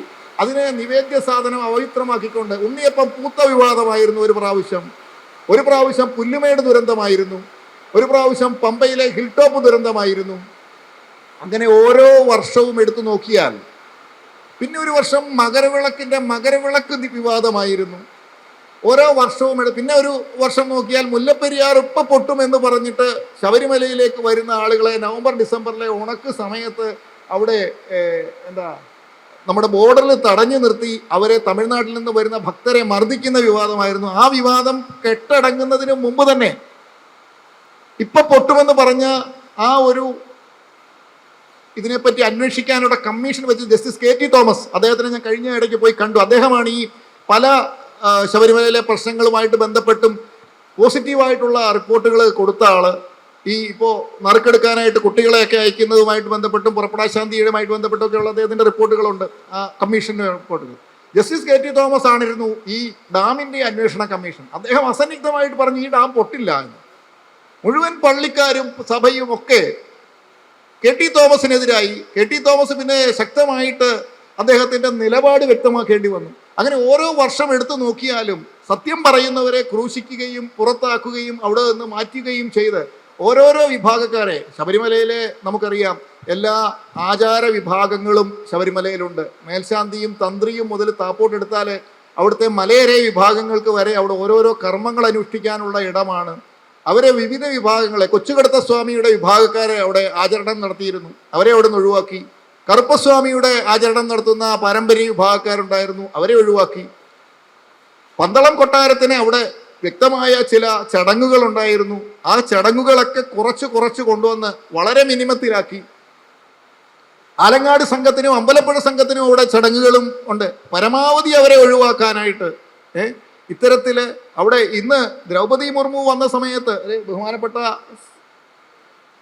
രാഷ്ട്രപതി വന്ന സമയത്ത് അവിടെ ആചാരവുമായി ബന്ധപ്പെട്ടവരെ ഒഴിവാക്കാനായിരുന്നു. അവിടെ പറകൊട്ടിപ്പാട്ടിൻ്റെ പരമ്പരാഗത വിഭാഗക്കാരുണ്ട്, അവരോട് പറഞ്ഞു പൊക്കോളാൻ പറഞ്ഞു. സുരക്ഷയുടെ ഭാഗമായിട്ട് പറകൊട്ടിപ്പാട്ടുകാരും പുള്ളുവൻ പാട്ടുകാരും പൊക്കോളൂ. പക്ഷേ നേരെ ദ്രൗപദി മുർമുവിനെ ആനയിച്ചുകൊണ്ട് ദേവസ്വം ബോർഡ് പ്രസിഡന്റ് കൊണ്ടുപോയി വാവർ നടയിൽ കൊണ്ടുപോയി നിർത്തി പ്രാർത്ഥിച്ച് തൊഴുത് അവിടെ പ്രത്യേകം പ്രാർത്ഥന നടത്തുമ്പോൾ അതുവരെ മിണ്ടാതിരുന്ന ദേവസ്വം പ്രസിഡന്റ് അന്നേരം നാക്കുണ്ടായി. അദ്ദേഹം ഇത് പരിചയപ്പെടുത്തുകയും കൊടുത്തു, ഇത് ഇന്നതാണെന്ന്. അപ്പോൾ ആസൂത്രിതമായി ശബരിമലയിലേക്ക് കടന്നു കയറാൻ ശബരിമല ഇത് ആദ്യമേ തകർത്ത് കളയാമെന്ന ഒരു ചിന്തയായിരുന്നുവെങ്കിൽ പിന്നീട് ഞങ്ങളും ഇതിൻ്റെ ഭാഗമാണെന്ന് വരുത്തി തീർക്കാനുള്ള ചിന്തയായി. അതിനുശേഷം ഇപ്പോൾ വിവാദങ്ങളുടെ പിടിയിൽ അവിടുത്തെ ഓരോ സാധനങ്ങളെയും അപവിത്രമാക്കി, അവിടുത്തെ ആചാരവുമായി ബന്ധപ്പെട്ടവരെ തന്ത്രിയെ മോശക്കാരനാക്കി, മേൽശാന്തിയെ അപവിത്രനാക്കി, നിവേദ്യ സാധനങ്ങളെ അപവിത്രമാക്കി, അപ്പത്തിനെ അരവണയെ ഒക്കെ അപവിത്രമാക്കി, പൊന്നമ്പലമേട്ടിലെ മകരവിളക്കിനെ വിവാദത്തിലാക്കി. ഈ വിവാദങ്ങളിലേക്ക് ശബരിമലയെ വലിച്ചിഴയ്ക്കുന്നതിൻ്റെ ഗൂഢോദ്ദേശം, ആ ഗൂഢാലോചന പുറത്തു കൊണ്ടുവരണമെങ്കിൽ അതിന് വിശ്വാസികൾ, നമ്മളിപ്പോൾ ആദ്യം പറഞ്ഞതിലേക്ക് എത്തുകയാണ്. വിശ്വാസികളാണ് ഇതിൻ്റെ ഉടയോന്മാർ. നമ്മുടെ ആചരണങ്ങൾ എന്താണെന്ന് ബോധ്യപ്പെടാൻ നമ്മൾ മനസ്സിലാക്കി ശബരിമലയുടെ ആചാരങ്ങളും വിശ്വാസങ്ങളും പഠിക്കുവാൻ നമ്മൾ തയ്യാറാകണം. ശബരിമലയിലേക്ക് വ്രതം ഇന്ന് ഇപ്പോൾ സ്കന്ദഷഷ്ടിയുടെ ദിവസങ്ങളാണ് നടക്കുന്നത്. സ്കന്ദഷഷ്ടി അനുഷ്ഠിക്കുന്ന ആളുകൾക്കറിയാം സ്കന്ദഷഷ്ടി എന്നാണ് തുടങ്ങുന്നത്. സ്കന്ദഷഷ്ടി തുടങ്ങുന്നത് ദീപാവലിയുടെ ദിവസം, അമാവാസി ദിവസത്തിന്റെ പിറ്റേന്നുള്ള പ്രഥമ ദിനത്തിലാണ് സ്കന്ദഷഷ്ടിയുടെ വ്രതം ആരംഭിക്കുന്നത്.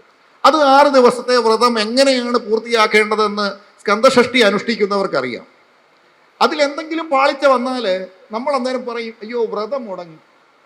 നമ്മൾ ഈ 6 ദിവസം നടക്കുന്ന ഇതിൽ രാവിലെ നമ്മൾ കുളിക്കാതെ ആഹാരം കഴിച്ചു പോയി, അല്ലെങ്കിൽ അഭക്ഷ്യമായ എന്തെങ്കിലും അതിൽ നമ്മുടെ ഭക്ഷണത്തിൽ ഉൾപ്പെട്ടു പോയി, അന്നേരം നമ്മൾ പറയോ വ്രതം അങ്ങ് മുടങ്ങി എന്ന് പറയും. ഇത്തരത്തിൽ വ്രതം എടുക്കുന്നവർക്കറിയാം വ്രതം മുടങ്ങിയാൽ വ്രതഭംഗ പാപം എന്ന് പറയുന്ന ഒരു പാപം നമ്മളെ പിടിപെടുമെന്ന്. ശബരിമലയുടെ വ്രതം തുടങ്ങുന്നതിന് മുമ്പ് നമ്മൾ ചെയ്യേണ്ട ശബരിമലയുടെ തീർത്ഥാടനം എന്ന് പറഞ്ഞാൽ മാലയിടുന്നതിനും തൊട്ട് മുമ്പ് ഗുരുവിനെ കണ്ടെത്തുന്നത് മുതൽ മാലയിട്ട് ശബരിമലയിൽ പോയി ദർശനം നടത്തി തിരികെ വന്ന് വീട്ടിൽ കയറി മാല ഊരുന്നത് വരെയുള്ള ഒരു സർക്കിളാണ് ശബരിമല തീർത്ഥാടനം. അപ്പൊ ആദ്യം ഗുരുവിനെ കണ്ടെത്തുന്നത് മുതൽ ഉള്ള ചടങ്ങുകളിൽ പലതും നമ്മൾ വെള്ളം ചേർത്തു. ശബരിമലയിൽ പോകുന്ന ആളുകൾ ഇന്ന് ചെയ്യുന്നത് ഏതെങ്കിലും ഒരു ക്ഷേത്രത്തിൽ പോയി ക്ഷേത്രത്തിൽ പൂജിച്ച് മാലയിടുകയാണ്. ഗുരുവാണ് കാട്ടിത്തരേണ്ടത് ശബരിമലയിലെ ആചരണങ്ങൾ എന്താണ്, എങ്ങനെയാണ് പോകേണ്ടത്, എന്താണ് നമ്മൾ ആചരിക്കേണ്ടത്. വ്രതശുദ്ധിയുടെ ഈ 41 ദിവസങ്ങൾ കൊണ്ട് ശരീരവും മനസ്സും ബുദ്ധിയും പാകപ്പെടുത്തേണ്ടത് എങ്ങനെയാണ് എന്ന് നമ്മളെ പഠിപ്പിക്കേണ്ടത് ഗുരുവാണ്. ആ ഗുരു എങ്ങനെയുള്ള ആളായിരിക്കണം? ഗുരു ഒരു പരമ്പരയിൽപ്പെട്ടത്. രാജാവിനെ ഉപദേശിച്ചത് ഭഗവാനാണ്. ഞാൻ ആരാണെന്ന ചോദ്യം വരുന്നത് ആദ്യം മണികണ്ഠകുമാരനായി വീട്ടിലെ ഒരു വളർത്തുമകനായി കൊട്ടാരത്തിൽ വളർന്ന ഒരാള് അദ്ദേഹം കാട്ടിൽ പോയി തൻ്റെ അവതാര ഉദ്ദേശം പൂർത്തിയാക്കി തിരികെ പുലിക്കൂട്ടങ്ങളുമായി വരുമ്പോൾ എല്ലാവരും ഓടി ഒളിക്കുമ്പോൾ രാജാവ് മാത്രം ഓടിയില്ല. രാജാവ് മുന്നിൽ ചെന്ന് നമസ്കരിച്ചുകൊണ്ട് പറഞ്ഞു, അങ്ങ് ആരാണെന്ന ചോദ്യമാണ് അദ്ദേഹം ചോദിച്ചത്. അങ്ങ് ആരാണെന്നുള്ള ചോദ്യത്തിന് ഭഗവാൻ പറഞ്ഞ ഉത്തരവും അദ്ദേഹം ചോദിക്കുന്ന ചോദ്യത്തിനുള്ള മറുപടികളും അതാണ് അയ്യപ്പ ഗീത. ആ അയ്യപ്പ ഗീത ശ്രവിച്ച രാജാവ് എങ്ങനെയാണോ ഭഗവാന് യുദ്ധഭൂമിയിൽ ഭഗവത്ഗീത ഉപദേശിച്ചത്, അതുപോലെ തന്നെ ശ്രീഭൂതനാഥ ഉപാഖ്യാനത്തിലെ അയ്യപ്പ ഗീത എന്ന് പറയുന്ന ഭാഗമുണ്ട്. അതായത് പത്മദള പുരപ്രവേശം എന്ന് പറയുന്ന ഭാഗത്തിന് ശേഷം അങ്ങോട്ട് രാജാവിനോ ഉപദേശിക്കുകയാണ് ഞാൻ ആരാണെന്നും എന്താണ് ഉദ്ദേശമെന്നും ഇനി എന്താണ് ചെയ്യേണ്ടതെന്നുമുള്ള ചോദ്യോത്തരങ്ങൾക്ക് അവസാനം രാജാവ് ഇത് ശ്രവിച്ചിട്ട് രാജാവിന് ഉദയമുണ്ടായി, ജ്ഞാനോദയമുണ്ടായ രാജാവ് ആചാര്യന്മാരെ വിളിച്ചു വരുത്തി ആചാര്യന്മാരുടെ സഭ കൂടി ചിട്ടപ്പെടുത്തിയ ആചരണങ്ങളും അരുതുകളുമാണ് ശബരിമലയിലെ ആചരണങ്ങളും അരുതുകളും. അതിനനുസരിച്ചിട്ടാണ് ക്ഷേത്രം നിർമ്മിച്ചത്. ആ ക്ഷേത്രം ചിട്ടപ്പെടുത്തിയ 41 ദിവസത്തെ വ്രതത്തിന്റെ ഗുരുസങ്കല്പം മുതൽ അവിടുത്തെ ഈ നവാക്ഷരി മന്ത്രദീക്ഷ മുതൽ നമ്മളറിയാം, നമ്മളെല്ലാം മന്ത്ര ഉപാസന ചെയ്യുന്ന ദീക്ഷ എടുക്കുന്നത് എങ്ങനെയാണ്? ഗുരുവിൽ നിന്നാണ് ദീക്ഷ എടുക്കുന്നത്. ഈ 41 ദിവസ കാലത്തെ ഉപാസനയ്ക്കായിട്ട് നമുക്ക് സ്വാമിയെ ശരണമയ്യപ്പ എന്ന നവാക്ഷരി മന്ത്രം അക്ഷരലക്ഷം ജപിച്ച് നമ്മുടെ ശരീരത്തിനെ, മനസ്സിനെ, ആത്മാവിനെ, ബുദ്ധിയെയൊക്കെ പരിവർത്തനം ചെയ്യുന്ന ആ 41 ദിവസം കൊണ്ട് നമ്മൾ മുഴുവനും നമ്മുടെ ശരീരത്തിനെ നമ്മൾ ഈശ്വരനിലേക്ക് പോവുകയല്ല. നമ്മൾ സാധാരണ തീർത്ഥാടനത്തിന് പോകുമ്പോൾ നമ്മൾ ഈശ്വരനെ കാണാനായിട്ട് ഈശ്വര സാക്ഷാത്കാരത്തിന് പോകുമ്പോൾ സ്വയം ഈശ്വരനായി തീരുവാനുള്ള ഒരു യാത്രയിലേക്കാണ് നമ്മൾ പോകുന്നത്. അപ്പോൾ നമ്മുടെ ശരീരത്തിനെ, മനസ്സിനെ, ബുദ്ധിയെ, ചിന്തയെ എല്ലാം പരിവർത്തനം ചെയ്ത് ഈ തത്വത്തെ നമ്മൾ ഉള്ളിലേക്ക് സാംശീകരിക്കുകയാണ്. അത് പഠിക്കുവാനായിട്ട് തയ്യാറാകുമ്പോൾ നമ്മൾ നമ്മുടെ ഗ്രാമദേവതയെ, ദേശദേവതയെ, കുലദേവതയെ, ഇഷ്ടദേവതയെ ഒക്കെ വന്ദിച്ച് അനുവാദം വാങ്ങി അവിടെയെല്ലാം ദക്ഷിണ സമർപ്പിച്ച് നമ്മുടെ ഗുരുജനങ്ങളെ, മാതൃപിതൃ വംശത്തിൽപ്പെട്ട യോഗ്യരായ ആളുകളെയൊക്കെ ക്ഷണിച്ചു വരുത്തി അവർക്ക് ദക്ഷിണയും ഭക്ഷണവും കൊടുത്ത് തൃപ്തിപ്പെടുത്തി നമ്മുടെ ഇഹത്തിലുള്ള ഋണശേഷം, ശത്രുശേഷം ഒക്കെ ഇല്ലാതെയാക്കി. കാരണം ശത്രു ഉണ്ടെങ്കിൽ അവൻ ഈശ്വരനായി തീരാനായിട്ടുള്ള പാതയിൽ തടസ്സമാണ്. അപ്പോൾ നമ്മുടെ ശത്രുക്കളെ വിളിച്ചു വരുത്തി അവർക്ക് ഭക്ഷണവും ദക്ഷിണയും കൊടുത്തവരെ മിത്രങ്ങളാക്കി നമുക്ക് ഇഹത്തിലെ കടബാധ്യതകൾ ഉണ്ടെങ്കിൽ ഇതൊക്കെ തീർത്ത് നമ്മൾ ഇനി തിരിച്ച് മനുഷ്യനായിട്ടല്ല വരുന്നത്, മനുഷ്യത്വത്തിൽ നിന്ന് മൃഗസ്വഭാവമുള്ള ഒരു ജീവിത സഞ്ചാരത്തിൽ നിന്ന് മനുഷ്യത്വത്തിലേക്ക് ആദ്യം പടി കടന്നെത്തുന്നു. മനുഷ്യത്വത്തിൽ നിന്ന് അതിമാനുഷ്യത്വത്തിലേക്കും ദൈവത്വത്തിലേക്കും നമ്മൾ ഈ 18 പടി ചവിട്ടി കയറുകയാണ്. മൂലാധാരത്തിൽ നിന്ന് സഹസ്രാരത്തിലേക്ക് എങ്ങനെയാണോ നമ്മുടെ ശരീരത്തിനെ, കുണ്ടലിനിയെ ഉണർത്തിക്കൊണ്ടുവന്ന് സഹസ്രാരവും ഭേദിച്ച ബിന്ദുവിലേക്ക് ലയിക്കുന്നത്, ആ തരത്തിലുള്ള ഒരു പ്രോസസ്സാണ് ശബരിമല തീർത്ഥാടനം. ഈ 6 കോട്ടകളും കടന്ന് ചെല്ലുമ്പോഴാണ് ഭഗവാനിലെത്തുന്നത്. ആ കോട്ടകളാകുന്ന 6 കോട്ടകളിലെ നമ്മൾ ഓരോന്നും ഉപേക്ഷിക്കുന്നുണ്ട്. കോട്ടപ്പടിയിൽ നമ്മൾ ഉപേക്ഷിക്കുന്നുണ്ട്. ആദ്യം നമ്മുടെ ഈഗോയെ ഉപേക്ഷിക്കുന്നത് നമ്മൾ എരുമേലിയിൽ നമ്മൾ ചായം പൂശി പച്ചിലയുമായിട്ട് അയ്യപ്പ തിന്തകത്വവും പാടി നമ്മൾ തുള്ളുമ്പോൾ നമ്മുടെ ബോധം ഉപേക്ഷിക്കുകയാണ്. അത് ഞാൻ രാഷ്ട്രപതിയാണെങ്കിലും അത് ഉപേക്ഷിക്കേണ്ടതാണ്. അല്ലാതെ സൈനിക വ്യൂഹത്തോടു കൂടി വരേണ്ടവരല്ല ശബരിമലയിലേക്ക്. ശബരിമലയിൽ 2 ആളുകളെ ഉള്ളൂ, ഒന്ന് സ്വാമിയും മറ്റൊന്ന് സ്വാമിയും. ആരാണോ പോകുന്നത്, ഉപാസകനും ഉപാസനാമൂർത്തിയും സ്വാമിയാണ്. രണ്ടാമതൊന്നില്ലാത്ത നമ്മൾ ഉപാസകൻ കാണുന്നതിനെയെല്ലാം സ്വാമി എന്ന് വിളിക്കുകയാണ്. അപ്പം മറ്റൊന്നില്ലാത്ത ദേവന എല്ലാത്തിലും ഈശ്വരാംശം കാണുന്ന ഒരു ആചാര പദ്ധതിയിലേക്കാണ് നമ്മൾ പോകുന്നതെന്ന് മനസ്സിലാക്കിക്കൊണ്ട് ഓരോ ഇടത്തും ഓരോ കോട്ടകളിലും നമ്മൾ ഓരോന്ന് ഉപേക്ഷിച്ച് അവസാനം നമ്മൾ 6ാമത്തെ കോട്ടയാകുന്ന ശരം കുത്തിയിലെത്തി നമ്മൾ ശരം ഉപേക്ഷിക്കുകയാണ്. എന്താണ് ശരം? അക്രമത്തിൻ്റെ, ഹിംസയുടെ പ്രതീകമാണ് ശരം. ആ ശരം ഉപേക്ഷിക്കുന്നതോടുകൂടി നമ്മൾ അഹിംസാവാദിയാകുകയാണ്. നമ്മൾ അക്രമം, നമ്മൾ ശത്രുത, എല്ലാത്തിനോടുമുള്ള വൈരാഗ്യങ്ങൾ, യുദ്ധ സ്വഭാവങ്ങൾ, അക്രമവാസനകളൊക്കെ ഉപേക്ഷിച്ചിട്ട് സാത്വികനായിട്ട് പിന്നെ സഹസ്രാര പത്മമാകുന്ന 18ാം പടിയാണ് കടക്കുന്നത്.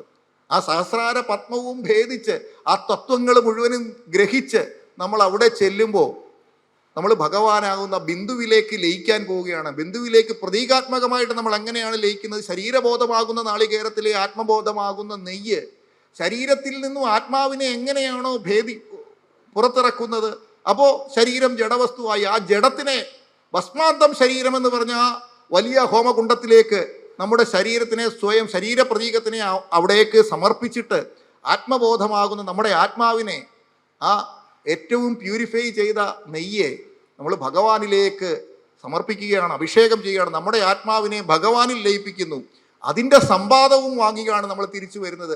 ബാക്കിയുള്ളതെല്ലാം ഓരോ ഇടത്ത് നമ്മൾ സമർപ്പിക്കാനുള്ളതാണ്. നമ്മൾ കെട്ട് നിറയ്ക്കുമ്പോൾ പറയും, കൊച്ചുകെടുത്ത സ്വാമിക്ക് ഇത് മാളികപ്പുറത്തമ്മയ്ക്ക്, ഇത് ഇന്നാർക്ക് എന്ന് പറഞ്ഞ് ഓരോരുത്തരുടെ പമ്പാ ഗണപതിക്ക് എന്ന് പറഞ്ഞ് നമ്മൾ അവിടെ നാളികേരം ഉടയ്ക്കാനുള്ളതെല്ലാം ഓരോന്നും പറഞ്ഞാണ് നിറയ്ക്കുന്നത്. പറഞ്ഞു നിറയ്ക്കുന്നതെല്ലാം അവിടെ കൊണ്ടുവന്ന് പറയുന്നിടത്തു തന്നെ നമ്മൾ സമർപ്പിച്ചിട്ട് നമ്മൾ ഈ സമ്പാദവും വാങ്ങിയാണ് തിരിച്ചു വരുന്നത്. നമ്മൾ ഇതാണ് കൊടുക്കുന്ന പ്രസാദം.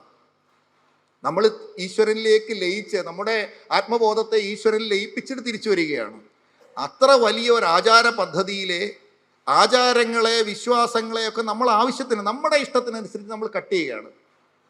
ഇത് 41 ദിവസത്തെ വ്രതം പറ്റൂല, അതുകൊണ്ട് നമുക്ക് പോകുന്നതിൻ്റെ 2 ദിവസം മുമ്പ് മാലയിട്ടാൽ മതി, വ്രതം ഉണ്ടല്ലോ എന്ന് നമ്മൾ മുട്ടയും മീനും ഒന്നും കഴിക്കുന്നില്ലല്ലോ. അങ്ങനെ നമ്മൾ ഇതിനെ ചുരുക്കുകയാണ്. പിന്നെ പമ്പയിൽ നിന്ന് കെട്ടുനിറച്ചാലും മതി എന്നുള്ള സംവിധാനത്തിലേക്ക് ചുരുങ്ങുന്നു. നെയ്യഭിഷേകം കഴിക്കാനായിട്ട് 12 മണിക്ക് ചെന്ന് കഴിഞ്ഞാൽ പിന്നെ നെയ്യഭിഷേകം കഴിക്കാൻ പറ്റാത്തത് കൊണ്ട് നമ്മൾ 1 മണിക്ക് ചെല്ലുമ്പോൾ പിന്നെ വൈകിട്ടത്തെ തൊഴാനുള്ള സമയമേ ഉള്ളല്ലോ. അപ്പം നെയ്യഭിഷേകത്തിന് നെയ്ത്തോണിയിൽ ഒഴിച്ചാൽ പിന്നെ ദേവസ്വം ബോർഡിൻ്റെ ഉത്തരവാദിത്തമാണല്ലോ നമ്മുടെ ആത്മാവിനെ അഭിഷേകം ചെയ്യേണ്ടതും നമ്മുടെ ശരീരബോധത്തിനെ അഗ്നി സമർപ്പിക്കേണ്ടതും ഒക്കെ തിരുവിതാംകൂർ ദേവസ്വം ബോർഡിലെ അവിടുത്തെ താൽക്കാലിക ജീവനക്കാരൻ്റെ ഉത്തരവാദിത്തമായതുകൊണ്ട് അവർ ചെയ്തോളുമെന്ന് പറഞ്ഞ് നമ്മൾ അവിടെ സമർപ്പിച്ചിട്ട് അവിടെ തമിഴന്മാർ വിൽക്കുന്ന പൊരിയും വാങ്ങി, അവിടുത്തെ അപ്പവും അരവണയും വാങ്ങി നമ്മുടെ ആ ഇരുമുടിക്കെട്ട് വളരെ ഭംഗിയായിട്ട് സെറ്റ് ചെയ്തിട്ട് നമ്മൾ തിരികെ വരികയാണ്. എന്താണോ ഭഗവാൻ ഉദ്ദേശിച്ചത്, ഇങ്ങനെ ശരങ്ങൾ ഉപേക്ഷിച്ച് ശരങ്ങളില്ലാത്ത ഒരു കാലം വരുമെന്ന് ഭഗവാൻ പറഞ്ഞിട്ടുണ്ട്. ആ കാലം തേടിയുള്ള യാത്രയാണ് നമ്മൾ നടത്തിക്കൊണ്ടിരിക്കുന്നത്. ഈ ശരങ്ങളില്ലാത്ത കാലം വരുമ്പോൾ ലോകത്ത് യുദ്ധചിന്തകൾ അവസാനിച്ചു എന്നാണ്. യുദ്ധം ചിന്തകൾ മനസ്സിലുള്ളവരുള്ളപ്പോഴാണ് ശരം ഉപേക്ഷിക്കേണ്ടി വരുന്നത്. ശരം ഉപേക്ഷിക്കാനില്ലാത്ത കാലം എത്തുക എന്ന് പറഞ്ഞാൽ യുദ്ധചിന്തകളും അക്രമവാസനകളും അധർമ്മ ചിന്തകളും ഉള്ള ആളുകൾ ലോകത്തില്ലാതായി എന്നാണ്. അപ്പോൾ കലിയുഗം അവസാനിച്ചു, സത്യയുഗം പിറന്നു. ആ സത്യയുഗത്തിലേക്ക് ഈശ്വരതുല്യരായ ആളുകളെ കൈപിടിച്ച് കൊണ്ടുപോകുന്ന കലിയുഗത്തിൻ്റെ ധർമ്മ പദ്ധതിയാണ് ഈ ലോകത്തിലെ ഏറ്റവും വലിയ തീർത്ഥാടനമായ ശബരിമലയിലുള്ളത്. ആ ആചരണത്തിൽ വെള്ളം ചേർക്കുന്നത് ആരാണ് എന്ന് ചോദിച്ചാൽ അത് നമ്മൾ തന്നെയാണ്. ആ ആചരണങ്ങളെ നമ്മൾ പഠിക്കുകയും പഠിപ്പിക്കുകയും ചെയ്യുകയും അതിനെ തടസ്സം നിൽക്കുന്നവർക്ക് ചോദ്യം ചെയ്യുകയും അതിനെതിരെ പ്രതികരിക്കുകയും ചെയ്യുന്ന തരത്തിലേക്ക് നാം മാറുമ്പോൾ മാത്രമേ ഇതിന് പരിഹാരമുണ്ടാകൂ. ക്ഷേത്രങ്ങളിലെ പകൽ കൊള്ളയുടെ പരിഹാരം അതുമാത്രമാണ്. നമ്മുടെ ആചരണം എന്താണ് എന്ന് നാം പഠിക്കാൻ തയ്യാറാകുക. നമുക്ക് പലപ്പോഴും ഓരോ ക്ഷേത്രങ്ങളിൽ പോകുമ്പോൾ ഓരോ ആചാര രീതിയാണ്. നമ്മൾ ക്ഷേത്രത്തിൽ ചെന്ന് വാതുക്കൽ എത്തുമ്പോഴാണ് നമ്മൾ ആലോചിക്കുന്നത് ഭഗവാൻ എന്ത് കൊടുക്കണമെന്ന്. അപ്പോഴാണ് അവിടുത്തെ തിരുവിതാംകൂർ ദേവസ്വം ബോർഡിൻ്റെയോ അല്ലെങ്കിൽ ആ ക്ഷേത്രത്തിന് മുന്നിലുള്ള ഒരു പൂജാക്കട നമ്മൾ കാണുന്നത്. അവിടെ ചെല്ലുന്നു, അവിടെ പൊതിഞ്ഞു വച്ചിരിക്കുന്ന ഒരു കെട്ടുമാല നമ്മൾ എടുക്കുന്നു, ഒരു കർപ്പൂരം എടുക്കുന്നു, ഒരു ചന്ദനത്തിരി എടുക്കുന്നു. നമ്മൾ അവിടെ കൊണ്ട് ഭഗവാൻ ഞാൻ ഏതാണ്ട് വലിയത് എന്തോ കൊടുക്കാൻ പോകുന്നു എന്നുള്ള അഭിമാനത്തോടു കൂടി നമ്മൾ ഇത് തട്ടത്തിൽ പിടിച്ചുകൊണ്ട് പോവുകയാണ്. ഇതിനകത്തിരിക്കുന്ന ഓരോ സാധനത്തിൻ്റെ ശുദ്ധി, ഏറ്റവും പരിശുദ്ധമായ ഇടമാണ് ശ്രീകോവിൽ എന്ന് വിചാരിക്കുന്ന അല്ലെങ്കിൽ സങ്കല്പിക്കുന്ന ഇടത്തേക്ക് നാം കൊടുക്കുന്ന സാധനങ്ങളുടെ ശുദ്ധി. ഈ മാലയ്ക്ക് എത്ര നീളമുണ്ടെന്ന് നമ്മൾ നോക്കുന്നില്ല. ഈ മാല ഇതിന് ഉപയോഗയോഗ്യമാണോ എന്ന് നമ്മൾ അറിയുന്നില്ല. ഏറ്റവും മോശപ്പെട്ട സാധനങ്ങളാണ് ചന്ദനത്തിരി എന്നുള്ള പേരിലും അതുപോലെ കർപ്പൂരം എന്നുള്ള പേരിലും അവിടെ പ്ലാസ്റ്റിക് അടക്കമുള്ള മെഴുകടക്കമുള്ള സാധനങ്ങൾ ഉൾപ്പെട്ടതാണ് നാം മേടിച്ചു കൊടുത്തിട്ട് നമ്മൾ വിചാരിക്കുന്നത് ഭഗവാൻ വലിയ സാധനം സമർപ്പിച്ചു എന്നാണ്. ഭഗവാന് നിലവിളക്ക് കൊടുക്കാം എന്ന് പറഞ്ഞ് നമ്മൾ കൊടുക്കുന്നത്, അവിടെ നിന്ന് മേടിച്ചു കൊടുക്കുന്നത് ഒരു ചാൺ നീളമുള്ള ഒരു നിലവിളക്കാണ്. ഭഗവാന് നിലവിളക്കിൻ്റെ ആവശ്യമില്ല. നിങ്ങൾ നിലവിളക്ക് കൊണ്ടു തരണമെന്ന് ഒരു ഭഗവാനും പറഞ്ഞിട്ടുമില്ല. നമ്മൾ കൊടുക്കുമ്പോൾ ഏറ്റവും യോഗ്യമായത് കൊടുക്കണം. കൊടുത്തില്ല എങ്കിൽ ഭഗവാൻ നമ്മളോട് പിണങ്ങത്തേ ഇല്ല. നമ്മൾ ഇത് കാര്യം കൊടുത്ത് ആനയെ നടക്കി വെക്കാമെന്ന് നമുക്ക് ശേഷിയില്ലാത്തത് കൊണ്ട് നമ്മൾ ആനയെ നടക്കി വെക്കാമെന്ന് പറയേണ്ട ആവശ്യമില്ല എന്ന് പറഞ്ഞ പോലെ, നമ്മളൊന്നും കൊടുത്തില്ലെങ്കിലും കൈക്കല അർത്ഥമില്ലാഞ്ഞ് എൻ്റെ ഭക്തന്മാരർപ്പിച്ചാൽ കൈക്കും കാഞ്ഞിരക്കുരുവും എനിക്കമൃതം, ഭക്തിഹീനന്മാരായ ഭക്തന്മാര് അമൃതം തന്നാലും തിക്തഹാരാസ്കര ഫലമായിത്തീരും എന്ന് പറഞ്ഞതുപോലെ, നമുക്ക് ഭക്തിപൂർവമായിട്ട് നമ്മുടെ മനസ്സിൽ ആത്മാർത്ഥതയോടുകൂടി നിസ്വാർത്ഥ ബുദ്ധിയോടുകൂടി നമ്മൾ ഭഗവാന് കൊടുക്കുന്നത് ഏറ്റവും നല്ലതായിരിക്കണം. എനിക്കൊരു അനുഭവം ഉണ്ടായത് നമ്മുടെ IG വിജയൻ സാറിൻ്റെ അടുത്ത് ഞാൻ ഈ ആചാര സംരക്ഷണത്തിൻ്റെ മഹിമകൾ പറയാനായിട്ട് അദ്ദേഹത്തെ കാണാൻ പോയി. അപ്പോൾ നമുക്ക് അവിടെ അദ്ദേഹം ഈ പുണ്യം പൂങ്കാവനത്തിൻ്റെ ചുമതലയിൽ ഇരിക്കുമ്പോൾ അദ്ദേഹത്തോട് കാണാനൊരു അവസരം ചോദിച്ചു. അവിടെ ചെന്ന് അദ്ദേഹത്തോട് ആചാരത്തെ പറ്റി സംസാരിക്കാൻ തുടങ്ങിയപ്പോൾ അന്നേരം നമുക്ക് മനസ്സിലായി, ഞാൻ മനസ്സിലാക്കിയ ആചാരത്തിലും വലിയ ആചാരങ്ങൾ അനുഷ്ഠിക്കുന്നവർ വേറെയുണ്ട് എന്ന് എനിക്ക് മനസ്സിലായി. എൻ്റെ കണ്ണ് നിറഞ്ഞു പോയ അവസരമാണ്. അദ്ദേഹം ഒരു വീഡിയോ എടുത്ത് എന്നെ കാണിക്കുകയാണ്. ഞാൻ എൻ്റെ അച്ഛൻ്റെ കൂടെയാണ് ഈ ശബരിമലയിൽ ആദ്യം വരുന്നത്. അന്ന് ഞങ്ങൾ വീടിൻ്റെ അവിടെ നിന്ന് 3 കിലോമീറ്റർ അപ്പുറത്ത് വീട്ടിൽ പോയി പാല് വാങ്ങിക്കുമായിരുന്നു. പാല് വാങ്ങിച്ചുകൊണ്ട് ഉറയൊഴിച്ച് അത് കടഞ്ഞെടുത്ത് എന്നിട്ട് അതിൽ നിന്ന് നെയ്യ് എടുത്തുകൊണ്ടാണ് ഞങ്ങൾ 3 പേർക്ക് ശബരിമലയ്ക്ക് പോകാനുള്ള നെയ്യ് വേണമെങ്കിൽ ഞങ്ങളൊരു 6-7-8 ദിവസത്തെ പാല് ഉറയൊഴിച്ച് അത് ചെയ്യണമായിരുന്നു. ഇപ്പോഴും ഞാൻ അങ്ങനെ തന്നെയാണെന്ന് പറഞ്ഞ് അദ്ദേഹം ഒരു കുട്ടിത്തോർത്ത് കൊടുത്ത് ഉമ്മരപ്പടിയിലിരുന്ന് ആ നെയ്യ് കടയുന്ന പാല് കടയുന്ന ഒരു വീഡിയോ അദ്ദേഹം എന്നെ കാണിച്ചു. സ്വാമിയെ ശരണമയ്യപ്പ എന്നുള്ളത് വളരെ ഈണത്തിലല്ലെങ്കിലും അദ്ദേഹം വളരെ മനോഹരമായിട്ട് ശരണം വിളിച്ചുകൊണ്ട് വെളുപ്പാങ്കാലത്ത് അദ്ദേഹത്തിന് ഈ IG ഒക്കെ ആയതുകൊണ്ട് വലിയ തിരക്കില്ലാത്ത മനുഷ്യനായതുകൊണ്ട് ഇഷ്ടംപോലെ സമയമുണ്ടെന്ന് അന്നേരം എനിക്ക് മനസ്സിലായത്. കാരണം അത്രയും വലിയ തിരക്കുള്ള ഒരു ഉദ്യോഗസ്ഥൻ അദ്ദേഹത്തിന് കൊണ്ടുപോകാനുള്ള നെയ്യ് സ്വയം പാല് വാങ്ങി, നല്ല നാടൻ പശു ഉള്ളിടത്ത് പോയി ആ പാല് വാങ്ങി കറന്ന് അത് കൊണ്ടുവന്ന് ശുദ്ധമായിട്ട് അദ്ദേഹം തന്നെ